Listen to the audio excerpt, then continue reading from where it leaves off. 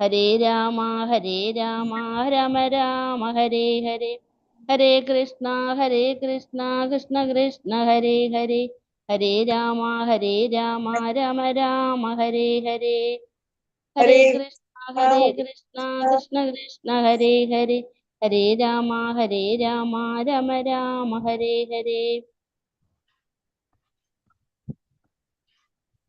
ഹരേ കൃഷ്ണ പ്രഭുജി. ഹരേ കൃഷ്ണ ചൊല്ലിക്കോളൂ. ഹരേ കൃഷ്ണ പ്രഭുജി, പ്രണാമം പ്രഭുജി. ഹരേ കൃഷ്ണ. കൃഷ്ണ കൃഷ്ണ കൃഷ്ണ ഹരേ ഹരേ, ഹരേ രാമ രാമ രാമ ഹരേ ഹരേ, ഹരേ കൃഷ്ണ കൃഷ്ണ കൃഷ്ണ ഹരേ ഹരേ, ഹരേ രാമ രാമ രാമ ഹരേ ഹരേ, ഹരേ കൃഷ്ണ കൃഷ്ണ കൃഷ്ണ ഹരേ ഹരേ, ഹരേ രാമ രാമ രാമ ഹരേ ഹരേ, ഹരേ കൃഷ്ണ കൃഷ്ണ കൃഷ്ണ ഹരേ ഹരേ, ഹരേ രാമ രാമ രാമ ഹരേ ഹരേ, ഹരേ കൃഷ്ണ കൃഷ്ണ കൃഷ്ണ ഹരേ ഹരേ, ഹരേ രാമ രാമ രാമ ഹരേ ഹരേ, ഹരേ കൃഷ്ണ കൃഷ്ണ കൃഷ്ണ ഹരേ ഹരേ ഹരേ. കൃഷ്ണ പ്രഭുജി. ഹരേ കൃഷ്ണ. പ്രണാമം എല്ലാവർക്കും. ഹരേ കൃഷ്ണ. ഹരേ കൃഷ്ണ പ്രഭുജി. ഹരേ കൃഷ്ണ. എല്ലാവർക്കും പ്രണാമം. നമുക്ക് പ്രാർത്ഥനയിലേക്ക് കിടക്കാം. ഓം നമോ ഭഗവതേ വാസുദേവായ. എല്ലാവരും ഒന്ന് മ്യൂട്ട് ചെയ്തോളൂ. ഹരേ കൃഷ്ണ. മാതാജി ഒന്ന് നോക്കിക്കോളൂ, മ്യൂട്ട് ചെയ്തോളൂ. ഹരേ കൃഷ്ണ. ഹരേ കൃഷ്ണ. പിന്നെ ഒരു കാര്യം, നാമം ജപിക്കുമ്പോൾ ആരെങ്കിലും ഒരാൾ സ്റ്റാർട്ട് ചെയ്തവർ തന്നെ നാമം സ്റ്റാർട്ട് ചെയ്യുക, ബാക്കിയുള്ളവര് ജപിക്കുക, പക്ഷെ അൺമ്യൂട്ട് ചെയ്യണ്ട. അപ്പൊ പിന്നെ എല്ലാവരും കൊണ്ടും ഇങ്ങനെ ഇതാകുമ്പോഴേ നാമം ജപിക്കണം. നമ്മൾ ക്ലാസ്സിൽ ടൈം ആയി കഴിഞ്ഞാൽ പിന്നെ നാമം ജപം, നമ്മൾ ക്ലാസ്സിൽ ജോയിൻ ആയി കഴിഞ്ഞാൽ നാമം ജപം നമ്മൾ സ്റ്റാർട്ട് ചെയ്യുക. അപ്പൊ ആരെങ്കിലും ഒരാൾ ജപിക്കുന്നുണ്ടെങ്കിൽ അവർ ജപിച്ചോട്ടെ, കുഴപ്പമില്ലല്ലോ. നമ്മൾ അവരെ കൂടെ അൺമ്യൂട്ട് ചെയ്യാണ്ട് മ്യൂട്ട് ചെയ്തിട്ട് നമ്മൾ ജപിച്ചുകൊണ്ടിരിക്കാം. ഫ്രഷ് ആയിട്ടുള്ളവരെ കൊണ്ട് ജപിപ്പിക്കുന്നതല്ലേ നല്ലത്. അങ്ങനെ ആയാലും കുഴപ്പമില്ല. അതായത് ഒരാൾ ജപിക്കുക, നമ്മളൊക്കെ നേരത്തെ തൊട്ട് അങ്ങനെ ആയാലും ആരും ജപിക്കാതെ ഇരുന്നോണ്ട് പിന്നെ ഞാൻ ഇടയ്ക്ക് ജപിച്ചപ്പോഴും മാതാജി നിർത്തിയില്ലായിരുന്നു, അതുകൊണ്ട് ഞാൻ ചോദിച്ചത്. പ്രഭുജി പറഞ്ഞിട്ടുണ്ട് ഒരാള് ചൊല്ലിക്കൊണ്ടിരിക്കുമ്പോ അതായത് ഒരാളിപ്പോ ആരും ചെല്ലണില്ല എന്ന് വെച്ചാൽ ഒരാൾ സ്റ്റാർട്ട് ചെയ്ത് കഴിഞ്ഞാൽ പിന്നെ ആ വ്യക്തി അന്നത്തെ ദിവസം ആ വ്യക്തി എന്ന് തന്നെ ചൊല്ലും, പിന്നെ വേറെ ഒരാള് ഇടപെടരുത്. ഓക്കെ. അപ്പൊ ആരെങ്കിലും ചെല്ലാൻ ആഗ്രഹം ഉണ്ടെങ്കിൽ ആദ്യമേ കേറുന്നവരെ അങ്ങ് ചൊല്ലണം നാമം. അതെ, ആരെങ്കിലും ആദ്യമേ കയറി നമ്മള് ഓണായി കഴിഞ്ഞാൽ നമ്മളങ്ങനെയല്ലായിരുന്നു ക്ലാസ്സിൽ. നമ്മള് സ്റ്റാർട്ട് ചെയ്താല് പിന്നെ കേറുന്നവര് ഫ്രഷ് ആയിട്ടുള്ളവരെ കൊണ്ട് നമ്മൾ ചെല്ലിക്കോളാൻ പറഞ്ഞിട്ട് നമ്മൾ മ്യൂട്ട് ചെയ്യും. അങ്ങനെയായിരുന്നു, അതുകൊണ്ട് ചോദിച്ചതാ പ്രഭു. രേഷ്ണ. കുഴപ്പമില്ല മാതാജി, നമുക്ക് ഇങ്ങനെ ചെയ്യാം. കാരണം എന്താ വെച്ച് കഴിഞ്ഞാൽ ആരും ചെല്ലാതിരിക്കും, പിന്നെ ഒരാൾ ചെല്ലുമ്പോ വേറെ ആള് ചൊല്ലും, പിന്നെ അൺമ്യൂട്ട് ചെയ്യും. അപ്പൊ അവര് ഫ്രഷ് ആവണ്ടേ, അവർക്ക് തുടങ്ങാൻ സ്റ്റാർട്ടിങ് പ്രോബ്ലം കൊണ്ടായിരിക്കും അവര് ചെല്ലാത്തത്. ഒരാൾ ചെല്ലി തുടങ്ങുമ്പോ അവർക്ക് അപ്പൊ ഒരു സെക്കൻഡ് രേഷ്ണ. അപ്പൊ ഒരു കാര്യം ചെയ്യിച്ച് വസന്ത മാതാജി, ഒരു കാര്യം ചെയ്യ്. മാതാജി ചെല്ലുമ്പോ ആരെങ്കിലും ഒരാളെ മോണിറ്റർ, അപ്പൊ മാതാജി അത് മോണിറ്റർ ചെയ്യാം കറക്റ്റ് ആയിട്ട്. അതായത് ഡിസ്റ്റർബ് ആവരുത്. ശരി മാതാവ് പ്രഭുജി, നാളെ തൊട്ട് അവരെ കൊണ്ട് നമുക്ക് ചെല്ലിപ്പിക്കാം. അതുകൊണ്ട് ഞാൻ പറഞ്ഞത് അവര് ഫ്രഷ് ആയിട്ടുള്ളവരല്ലേ. അവർക്കറിയാം. അല്ല, ഒരു സെക്കൻഡ് അത്രേ ഉള്ളൂ. ചൊല്ലണെന്ന് വെച്ച് കഴിഞ്ഞാൽ ഇത്രേ ഉള്ളൂ. ചൊല്ലി കഴിഞ്ഞാൽ ആ വ്യക്തി തന്നെ ചൊല്ലണം. അതിന്റെ ഇടയ്ക്ക് പല വ്യക്തികൾ കയറി ചൊല്ലേ, എല്ലാരും ഒരുമിച്ച് മനസ്സിലായി. അപ്പൊ ആരെങ്കിലും ഒരാൾ പറഞ്ഞിട്ടുണ്ടായിരുന്നു. കാരണം എന്താ വെച്ചാൽ ഞാൻ 2-3 ദിവസം കൊണ്ട് ശ്രദ്ധിക്കുക, പലരും ഓൺ ചെയ്യും, പിന്നെ ഇപ്പൊ നിർത്തും, കുറച്ച് കഴിഞ്ഞിട്ട് നിർത്തും, പിന്നെ അവര് ചൊല്ലൂല, അപ്പൊ വീണ്ടും അപ്പൊ അത് അവോയ്ഡ് ചെയ്യാൻ വേണ്ടിയാണ്. അപ്പൊ പിന്നെ ആരെ ചൊല്ലണ്ടെന്ന് ആർക്കറിയില്ല. അപ്പൊ പിന്നെ വേറെ ആളുകൾ ചൊല്ലും, പിന്നെ വേറെ ആൾ, അങ്ങനെ സംഭവിക്കുന്നത്. അപ്പൊ അത് കാരണം കൊണ്ട് ശ്രദ്ധിക്കണം. ആരാണ് ചൊല്ലുന്നത് വെച്ചാൽ ആള് ചൊല്ലിക്കോട്ടെ, പിന്നെ ആരും ചൊല്ലരുത്. പിന്നെ ചൊല്ലണം, അത് മ്യൂട്ട് ചെയ്തിട്ട് ചൊല്ലണം. ഹരേ കൃഷ്ണ കേട്ടോ. ഹരേ കൃഷ്ണ പ്രഭു, പ്രണാമം. ഹരേ കൃഷ്ണ. ശരി, അപ്പൊ അങ്ങനെ ചെയ്യണം, അല്ലെങ്കിൽ നമ്മൾ ഡിസ്റ്റർബ് ആയിക്കൊണ്ടിരിക്കും. പിന്നെ എല്ലാവരും 4 നാമം അറ്റ്ലീസ്റ്റ് 2 പ്രാവശ്യമെങ്കിലും ജപം സ്റ്റാർട്ട് ചെയ്തിരിക്കണം. നമ്മൾ സെക്കൻഡ് ലെവലായി 2 പ്രാവശ്യമെങ്കിലും നമ്മൾ ജപം, ആകെപ്പാടെ 15 മിനിറ്റിന്റെ ആവശ്യമുള്ളൂ. നമ്മൾ എപ്പോഴും പഠിച്ചുകൊണ്ടിരിക്കുന്നതും പറയുന്നത് എന്താണ്? നാമജപം. ഭഗവാന്റെ നാമജപം ഇല്ലാതെ ഭഗവാൻ അറിയാൻ പറ്റില്ല. ഭഗവാന്റെ കരുണയില്ലാതെ ഭഗവാൻ അറിയാൻ കഴിയില്ല. അപ്പൊ നമ്മൾ നമ്മൾ ജപിച്ചിരിക്കണം. അപ്പൊ നമ്മളെ നാമം ജപിക്കാൻ സമയം നമുക്ക് വല്ല ലാപ്സ് ആവണമെങ്കിൽ നമ്മൾ ഒരു കാലത്ത് ഒരു നാമം ജപിക്കുക. ഇപ്പൊ നമ്മ ഇതോടുകൂടി ഒരു 5 മിനിറ്റ് നേരത്തെ കയറിയിട്ട് നാമം ജപം സ്റ്റാർട്ട് ചെയ്യാം. നമ്മൾ ഓൺ ചെയ്ത് വെച്ചിട്ട് നമ്മൾ മ്യൂട്ട് ചെയ്തിട്ട് തന്നെ നാമം ജപം ചെയ്യാം. അപ്പൊ എന്താണ്, പിന്നെ അതുപോലെ തന്നെ ക്ലാസ് നമുക്ക് ശ്ലോകം പഠിക്കാൻ ആഗ്രഹമുള്ളവർ ഒരു 15 മിനിറ്റ് മുന്നേ കയറാം. മനസ്സിലായി? അപ്പൊ അത് ആരാണ് അത് ചെയ്യുന്നത്? അത് കൊടുക്കുന്നത്? ഞാൻ പറഞ്ഞിരുന്നു പ്രഭു, ഞാൻ പറഞ്ഞു ഒരു ദിവസം ഞാൻ ചൊല്ലുവാൻ ചെയ്തു, അപ്പൊ ആരും കേറുന്നില്ല. കുഴപ്പമില്ല. പിന്നെ അല്ല, അത് ഞാനത് അങ്ങനെയല്ല, അത് പലർക്കും പല പ്രോബ്ലംസ് ഉണ്ടാകും. അതൊന്നും നമ്മൾ നോക്കണ്ട. അപ്പൊ ചെയ്യാൻ പറ്റുന്ന ഒരു ഇൻട്രസ്റ്റ് ഉള്ളവര് കുറച്ച് നേരത്തെ കയറാം, അല്ലാത്തവർക്ക് കുഴപ്പമില്ല. വേറെ പല ഞാൻ ചോദിച്ചു ഇൻട്രസ്റ്റ് ഉണ്ടോ, ആർക്കെങ്കിലും ഉണ്ടെങ്കിൽ 4-5 പേരായാലും നമുക്ക് ചൊല്ലാം, കുഴപ്പമില്ല. അന്നേരം ആരും ഒന്നും പറഞ്ഞില്ല പ്രഭു. പിന്നെ ഞാൻ 2 ദിവസം കയറി 2:45 തൊട്ട് ഇരുന്നു, പക്ഷെ ആരും ഒന്നും പറഞ്ഞില്ല. പിന്നെ അതുകൊണ്ട് ഞാൻ ശ്ലോകം ചൊല്ലാൻ അറിയാം മാതാജി, ശ്ലോകം ചൊല്ലാൻ അതുകൊണ്ടായിരിക്കും അറിയാം, പഠിച്ചിട്ടുണ്ട്. അതുകൊണ്ടാ പിന്നെ ഞാൻ നിർബന്ധിക്കാഞ്ഞേ. ശ്ലോകം എല്ലാവർക്കും ശ്ലോകം ചൊല്ലാൻ അറിയാം, നമുക്ക് അറിയുന്നവരെല്ലാരും. മീനിങ്സ് പിന്നെ ഇതിന്റെ മാത്രം കുറച്ച് ആവശ്യമില്ല പ്രഭു. അറിയത്തുള്ളൂ. എല്ലാരും ശ്ലോകം അറിയാവുന്നവര്, ഏകാദശി അപ്പൊ അത് അപ്പൊ അത് വിട് എല്ലാവർക്കും നമ്മള്. നല്ലപോലെ ശ്ലോകം ചൊല്ലാൻ അറിയാം. അപ്പൊ അത് വിട്. അപ്പൊ ശ്ലോകത്തിന്റെ കാര്യം നമ്മള് ഡിസ്കസ് ചെയ്യണ്ട. നമ്മള് നാമം ജപം ശ്ലോകത്തിനേല് നാമം ചെല്ലുണ്ട്. ഓക്കെ, ഒന്ന് പറഞ്ഞോട്ടെ മാതാജി. അതായത് ശ്ലോകം ചൊല്ലുന്നതിലും ഇമ്പോർട്ടൻസ് നാമജപാണ്. നാമജപം. അപ്പൊ നമ്മൾ ക്ലാസ്സിൽ കയറി കഴിഞ്ഞാൽ നാമജപം സ്റ്റാർട്ട് ചെയ്യാം. അപ്പൊ ആരെങ്കിലും നാമജപം സ്റ്റാർട്ട് ചെയ്യണമെന്ന് വെച്ചാൽ ഞാൻ പറഞ്ഞു ഗ്രൂപ്പിൽ ഒരു മെസ്സേജ് ഇടും, ഇന്ന് ഞാൻ നാമം ജപിക്കാന്ന് പറഞ്ഞ് ഗ്രൂപ്പിൽ മെസ്സേജ് ഇടാ. ആ വ്യക്തി കറക്റ്റ് ആയിട്ട് ഓൺ ചെയ്തിട്ട് നാമജപം സ്റ്റാർട്ട് ചെയ്യാം. ഓക്കെ, അങ്ങനെ നമുക്ക് ക്ലാസ്സിൽ തന്നെ നാമജപം ചെയ്യണമെന്ന് ആഗ്രഹമുള്ളവർ. അല്ലാതെ എന്ത് ചെയ്യാ, മ്യൂട്ട് ചെയ്തിട്ട് നാമം ജപിക്കുക. ക്ലാസ്സിൽ സ്റ്റാർട്ട് ആയി കഴിഞ്ഞാൽ നാമജപം സ്റ്റാർട്ട് ആയിരിക്കും. പക്ഷെ ഒരു വ്യക്തി ചെല്ലുമ്പോ വേറെ ഒരു വ്യക്തി നാമജപം സ്റ്റാർട്ട് ചെയ്യും. അത് മാത്രമേ ഉള്ളൂ കണ്ടീഷൻ, വേറെ ഒന്നുമില്ല കേട്ടോ. ഹരേ കൃഷ്ണ. കാരണം അത് നമ്മള് ലൈവ് പോണാണ് ഇതൊക്കെ. അപ്പൊ പിന്നെ അത് ആകെ ആരെങ്കിലും ഓൺ ചെയ്ത് നോക്കുമ്പോ ആകെ കടന്നുകൂടെ ബഹളാണ്. അപ്പൊ അത് അവോയ്ഡ് ചെയ്യാൻ വേണ്ടിയാ. ഓക്കെ ശരി. അപ്പൊ നമുക്ക് പ്രാർത്ഥനയിലേക്ക് അടക്കാം. ഓം നമോ ഭഗവതേ വാസുദേവായ, ഓം നമോ ഭഗവതേ വാസുദേവായ, ഓം നമോ ഭഗവതേ വാസുദേവായ, ഓം നമോ ഭഗവതേ വാസുദേവായ. നാരായണം നമസ്കൃത്യം നരം ചൈവ നരോത്തമം ദേവീം സരസ്വതിം വ്യാസം തതോ ജയമുദിരേത്. നഷ്ടപ്രായേഷു ഭദ്രേഷു നിത്യം ഭാഗവത സേവയാ ഭാഗവതേയുത്തമ ശ്ലോകേ ഭക്തിർഭവതി നഷ്ടകി. മൂകം കരോതി വാചാലം പങ്കും ലംഘയതേ ഗിരി. യത്കൃപതമഹം വന്ദേ പരമാനന്ദമാധവം. ശ്രീഗുരു ദീനതാരിണം ശ്രീചൈതന്യമീശ്വരം. അജ്ഞാനതിമിരാന്ധ്യസ്യ ജ്ഞാനാഞ്ജലശലാകയാ ചക്ഷുർമിലിതം യേന തസ്മൈ ശ്രീഗുരുവേ നമഃ. ശ്രീചൈതന്യം മനോഭീഷ്ടം സ്ഥാപിതം യേന ഭൂതലേ സ്വയം രൂപകഥാ മഹ്യം തദാദിസഭാന്തികം. വന്ദേഹം ശ്രീഗുരു ശ്രീയുതപദകമലം ശ്രീഗുരും വൈഷ്ണവാംശ. ശ്രീരൂപം സാഗരജാതം സഹന രഘുനാഥാനിധം തം സജീവം സാദൈവം സാവധൂതം പരിജനസഹിതം കൃഷ്ണചൈതന്യദേവം. ശ്രീരാധാകൃഷ്ണപാദാൻ സഹന ലളിത ശ്രീവിശാഖാനിം താംശ. ഹേ കൃഷ്ണ കരുണാ സിന്ധു ദീനബന്ധു ജഗത്പദേ ഗോപേശ ഗോപികാ കാന്ത രാധാകാന്ത നമസ്തുതേ. തപ്തകാഞ്ചന ഗൗരാംഗി രാധേ വൃന്ദാവനേശ്വരി വൃഷഭാനുസുതേ ദേവി പ്രണമാമി ഹരിപ്രിയേ. വാഞ്ചാകൽപതരൂപേച്ഛ കൃപാ സിന്ധിഭ്യേവ ച പതിനാം പാവനേഭ്യോ വൈഷ്ണവേഭ്യോ നമോ നമഃ. നമോ വിഷ്ണുപാദായ കൃഷ്ണപ്രേഷ്ഠായ ഭൂതലേ ശ്രീമദേ ഭക്തിവേദാന്ത സ്വാമിന്നിധി നാമിനേ. നമസ്തേ സാരസ്വദേവേ ഗൗരവാണി പ്രചാരിണേ നിർവിശേഷ ശൂന്യവാദി പാശ്ചാത്യദേശധാരിണേ. ജയ ശ്രീകൃഷ്ണ ചൈതന്യ പ്രഭു നിത്യാനന്ദ ശ്രീ അദ്വൈത ഗദാധര ശ്രീവാസാദി ഗൗരഭക്തവൃന്ദ. ഹരേ കൃഷ്ണ കൃഷ്ണ കൃഷ്ണ ഹരേ ഹരേ. ഹരേ രാമ രാമ രാമ ഹരേ ഹരേ. ഹരേ കൃഷ്ണ കൃഷ്ണ കൃഷ്ണ ഹരേ ഹരേ. ഹരേ രാമ രാമ രാമ ഹരേ ഹരേ.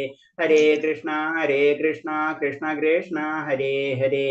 ഹരേ രാമ രാമ രാമ ഹരേ ഹരേ. ഹരേ കൃഷ്ണ. പ്രഭാതിക്ക് ജയ ഗുരുദേവ് കി ജയ. കൂടി വൈഷ്ണവ ഭക്തർക്ക് ചെയ്യും. ഹരേ കൃഷ്ണ. വീഡിയോ ഓൺ ചെയ്യാൻ പറ്റുന്നവരൊക്കെ വീഡിയോ ഓൺ ചെയ്യാ. ഹരേ കൃഷ്ണ. ഓം നമോ ഭഗവതേ വാസുദേവായ, ഓം നമോ ഭഗവതേ വാസുദേവ. അപ്പൊ നമ്മൾ ഇന്നലെ പറഞ്ഞതെന്ന് വെച്ച് കഴിഞ്ഞാല് 4ാമത്തെ അധ്യായം കഴിഞ്ഞില്ല, നമ്മളെ ഇന്നലെ കംപ്ലീറ്റ് ചെയ്തല്ല. ഹരേ കൃഷ്ണ. ഇനി അതിന്റെ ക്വസ്റ്റ്യൻ ആൻസർ ചെയ്തിട്ടില്ലല്ലോ. ഇല്ല, എഴുതിയിട്ടുണ്ട്. എഴുതിയിട്ടുണ്ടല്ലോ. ആരും എഴുതിയിട്ടുള്ളത് അത് നോക്കിയിട്ട് കറക്റ്റ് ആണ് അത് നോക്കിയ കുഴപ്പമില്ല. അത് കുഴപ്പമില്ല മാതാജി. എഴുതിയിട്ടുള്ളവര് ക്വസ്റ്റ്യൻസ് ആരാ വായിക്കണത്? ഇപ്പോഴത്തെ സൂര്യദേവന്റെ പേര് വിവസ്വാൻ. ഓക്കെ. അപ്പൊ ഒന്ന് എല്ലാവരും എഴുതിയിട്ടുള്ളവരും അല്ലാത്തവരും ഒന്ന് നോട്ട് ചെയ്ത് ചെക്ക് ചെയ്ത് പോയിക്കോ. ആദ്യത്തെ ക്വസ്റ്റ്യൻ എന്താ? ഭഗവാൻ അർജുനനെ ആദ്യത്തെ ക്വസ്റ്റ്യൻ എന്താ? ആദ്യത്തെ ക്വസ്റ്റ്യൻ എന്താ മാതാജി? ഇപ്പോഴത്തെ സൂര്യദേവന്റെ പേര്. ഇപ്പോഴത്തെ സൂര്യദേവന്റെ പേര് ആരാ? വിവസ്വാൻ. വിവസ്വാൻ. അത് ഞാൻ പറഞ്ഞില്ലേ നമ്മള്. കാരണം എന്ന് വെച്ച് കഴിഞ്ഞാൽ സൂര്യൻ എന്ന് പറയുന്നതും ഒരു പൊസിഷനാണ്, ബ്രഹ്മാവ് എന്ന് പറയുന്നത് ഒരു പൊസിഷനാണ്. അപ്പൊ അങ്ങനെ വരുമ്പോ ഇപ്പോഴത്തെ സൂര്യദേവന്റെ പേരാണ് വിവസ്വാൻ. ഓക്കെ. അടുത്തത് എന്തുകൊണ്ടാണ് ഭഗവാൻ അർജുനന് ഗീത ഉപദേശിച്ചു കൊടുത്തത്? അർജുനൻ ഭഗവാന്റെ ഉറ്റ മിത്രവും ശിഷ്യനും ഭക്തനും ആയതുകൊണ്ടാണ് ഭഗവാൻ അർജുനന് ഉപദേശിച്ചു കൊടുത്തത്. അതെ, ഹരേ കൃഷ്ണ. അപ്പൊ അതെന്താണ് കറക്റ്റായിട്ട് നമുക്ക് അതിൽ നിന്ന് മനസ്സിലാക്കാണ്. കാരണം എന്ന് വെച്ച് കഴിഞ്ഞാൽ ഭഗവാന്റെ ശാസ്ത്രം മനസ്സിലാക്കണമെങ്കിൽ ഭഗവാനായിട്ടുള്ള ഭക്തി നമുക്ക് ഉണ്ടായാലേ ഭഗവാന്റെ ശാസ്ത്രം നമുക്ക് മനസ്സിലാവുള്ളൂ എന്ന് ഭഗവാൻ തന്നെ പറഞ്ഞു തരാണ്. ഭഗവാൻ വേറെ ആർക്കും ദുര്യോധനനല്ല ഭഗവത് ഉപദേശിച്ചു കൊടുത്തത്. ആ ഒരു മനസ്സ് നമ്മളിക്കൽ ഉണ്ടായിരിക്കണം. ഒരു ഭക്തൻ ആ ശിഷ്യത്വം നമ്മളെ മൈൻഡിലേക്ക് കൊണ്ടുവരണം. അല്ലാതെ ഒരിക്കലും നമുക്ക് ഭഗവത് ശാസ്ത്രം നമുക്ക് മനസ്സിലാവില്ല എന്ന് ഭഗവാൻ തന്നെ വിവരിച്ചു തരുന്നതാണ്. മിത്രവുമാണ് ഭക്തനുമാണെന്നുള്ള ക്ലിയർ ആയിട്ട് 3-ാമത്തെ ശ്ലോകത്തില് നീ എന്റെ ഭക്തനും മിത്രമായതുകൊണ്ടാണ് പരമപുരുഷനുമായി ബന്ധപ്പെട്ട പുരാതന ശാസ്ത്രം ഞാൻ വിവരിച്ചു തരുന്നു പറയുന്നത്. അത്രയും ഇമ്പോർട്ടൻസ് ആണ് ഭക്തൻ. ഭക്തന്മാർക്ക് മാത്രമേ ആ ശാസ്ത്രം നമുക്ക് മനസ്സിലാക്കാൻ പറ്റുള്ളൂ. അത് എന്തുകൊണ്ടാണ് ഭക്തന്മാർക്ക് മാത്രം മനസ്സിലാക്കാൻ പറ്റുള്ളൂ എന്ന് പറഞ്ഞതിന്റെ കാരണം എന്താണ്? അതെന്താ കാരണം? നമുക്ക് മനസ്സിലാകാത്ത എന്താണ്? ഭക്തന്മാർക്ക് നല്ല ഭക്തിയുണ്ട്, അത് കാരണം ആ ശാസ്ത്രത്തെ പറ്റി പറയുമ്പോൾ എന്താണ് വേറെ രീതി പറഞ്ഞു കഴിഞ്ഞാല് അതെന്ന് പറഞ്ഞു കഴിഞ്ഞാൽ ഭഗവാൻ ബ്രഹ്മദേവൻ എങ്ങനെയാ കൊടുത്തത്? ഉപദേശിച്ചു കൊടുത്തത് എവിടെയാണ് ഉപദേശിച്ചു കൊടുത്തത്? എവിടെ കൊടുത്തത്? വേദങ്ങള് പറഞ്ഞാ കൊടുക്കുന്നത് ഹൃദയത്തില് അല്ലേ? ഹൃദയത്തിൽ. അതായത് നമ്മൾ ഇന്ദ്രിയങ്ങൾ സാധാരണ ഇന്ദ്രിയം കൊണ്ട് ഗ്രഹിക്കാൻ പറ്റുന്നതല്ല. അപ്പൊ ആ അതീന്ദ്രിയ ലെവലിൽ തന്നെ, അതീന്ദ്രിയ ജ്ഞാനത്തിൽ തന്നെയാണ് അത് പറഞ്ഞു തരുന്നത് അല്ലെ? അതീന്ദ്രിയ ജ്ഞാനം എന്നുള്ള ആ ചാപ്റ്ററിലാണ് പറഞ്ഞു തരുന്നത്. ആ ജ്ഞാനം മനസ്സിലാക്കണമെങ്കിൽ ആ അതീന്ദ്രിയ അവസ്ഥയിലേക്ക് തന്നെ നമ്മൾ എത്തണം. അതാണ് ഭക്തി. അത് ആ ഭക്തി ഉണ്ടായി കഴിഞ്ഞാലേ മാത്രമേ അല്ലാതെ നമ്മള് കേട്ട് ഞാനിത് ബൈഹാർട്ട് പഠിച്ച് അല്ലെങ്കിൽ അങ്ങനെ അതുകൊണ്ട് നമുക്ക് കിട്ടില്ല. അതാണ് ഉദ്ദേശിക്കുന്നത്. അതായത് ഭക്തിയിലൂടെ മാത്രമേ ഭഗവാനെ കിട്ടുള്ളൂ എന്നാ പറഞ്ഞു തരുന്നത്. ഓക്കെ. അടുത്തത് ചോദ്യം. അർജുനൻ ഭഗവാനെ കുറിച്ച് സംശയത്തോടെ ചോദ്യം ഉന്നയിച്ചത് എന്തുകൊണ്ടാണ്? ഭഗവാന്റെ സർവാതിശയത്തെ കുറിച്ച് മറ്റുള്ളവർക്ക് മനസ്സിലാക്കി കൊടുക്കാൻ വേണ്ടി. കാരണം എന്ന് വെച്ച് കഴിഞ്ഞാൽ അർജുനന് കാര്യങ്ങൾ മറ്റുള്ളവർക്ക് മനസ്സിലാക്കി കൊടുക്കാനാണ് അല്ലെ? കാരണം ഒരു സാധാരണ മനുഷ്യനെ മനസ്സിലാക്കാം. കാരണം ആദ്യപുരുഷനായി തുടരാം അത് പറയുന്നുണ്ട്. ആധികാരികമായി കൃഷ്ണനെ കൊണ്ട് തന്നെ പറയിപ്പിക്കണമെന്ന് അർജുനൻ ഉദ്ദേശിച്ചു. ഭഗവാനെ കൊണ്ട് തന്നെ ഭഗവാൻ എന്താണെന്ന് പറയിക്കണം, അത് മറ്റുള്ളവർക്ക് മനസ്സിലാക്കണം. അതിനു വേണ്ടിയാണ് അർജുനൻ ചോദിക്കുന്നത് ഭഗവാനോട്. അടുത്തത് അർജുനന്റെ ചോദ്യത്തിന് ഭഗവാൻ നൽകുന്ന ഉത്തരം എന്താണ്? എനിക്കും നിനക്കും എണ്ണമറ്റ ജന്മങ്ങൾ കഴിഞ്ഞുപോയിരിക്കുന്നു. എനിക്കതെല്ലാം ഓർമ്മിക്കാൻ കഴിയുന്നുണ്ട്, നിനക്കതൊന്നും കഴിയുന്നില്ല. ഓക്കെ. അപ്പോ അത് പറയുന്നത് എന്താണ്? കാരണം ഭഗവാനും അത് ജീവാത്മാവും പരമാത്മാവും തമ്മിലുള്ള വ്യത്യാസം ഭഗവാൻ പറഞ്ഞു കൊടുക്കാണ്. അത് ശരിക്കും ജീവാത്മാക്കൾ എന്ന് പറഞ്ഞതെന്ന് വെച്ചാൽ നമ്മളെല്ലാവരും നമ്മൾ ഒരു ജന്മം കഴിഞ്ഞ് അടുത്ത ജന്മത്തിലേക്ക് ഇങ്ങനെ നമ്മള് പോയിക്കൊണ്ടിരിക്കുകയാണ്. ഭഗവാൻ അങ്ങനെ ഇല്ല. കാരണം നമുക്ക് കഴിഞ്ഞ ജന്മം ഈ ജന്മം ഒന്നും ഓർമ്മയുണ്ടാവില്ല അല്ലെ? അടുത്ത ജന്മത്തിനെ പറ്റി അറിയില്ല. ഭഗവാൻ അല്ലാതെ അറിയാം. അതാണ് നമ്മള് ഭഗവാൻ എന്ന് പറയുന്നത്. അതാണ് പറയുന്നത്. എനിക്കതിന് സാധ്യമല്ല എന്ന്. അടുത്തത് എന്തിനാണ് ഭഗവാൻ അവതരിക്കുന്നത്? ഭക്തന്മാരെ രക്ഷിക്കാൻ, ധർമ്മത്തെ പുനഃസ്ഥാപിക്കാൻ, ദുഷ്കൃതികളെ നിഗ്രഹിക്കാൻ.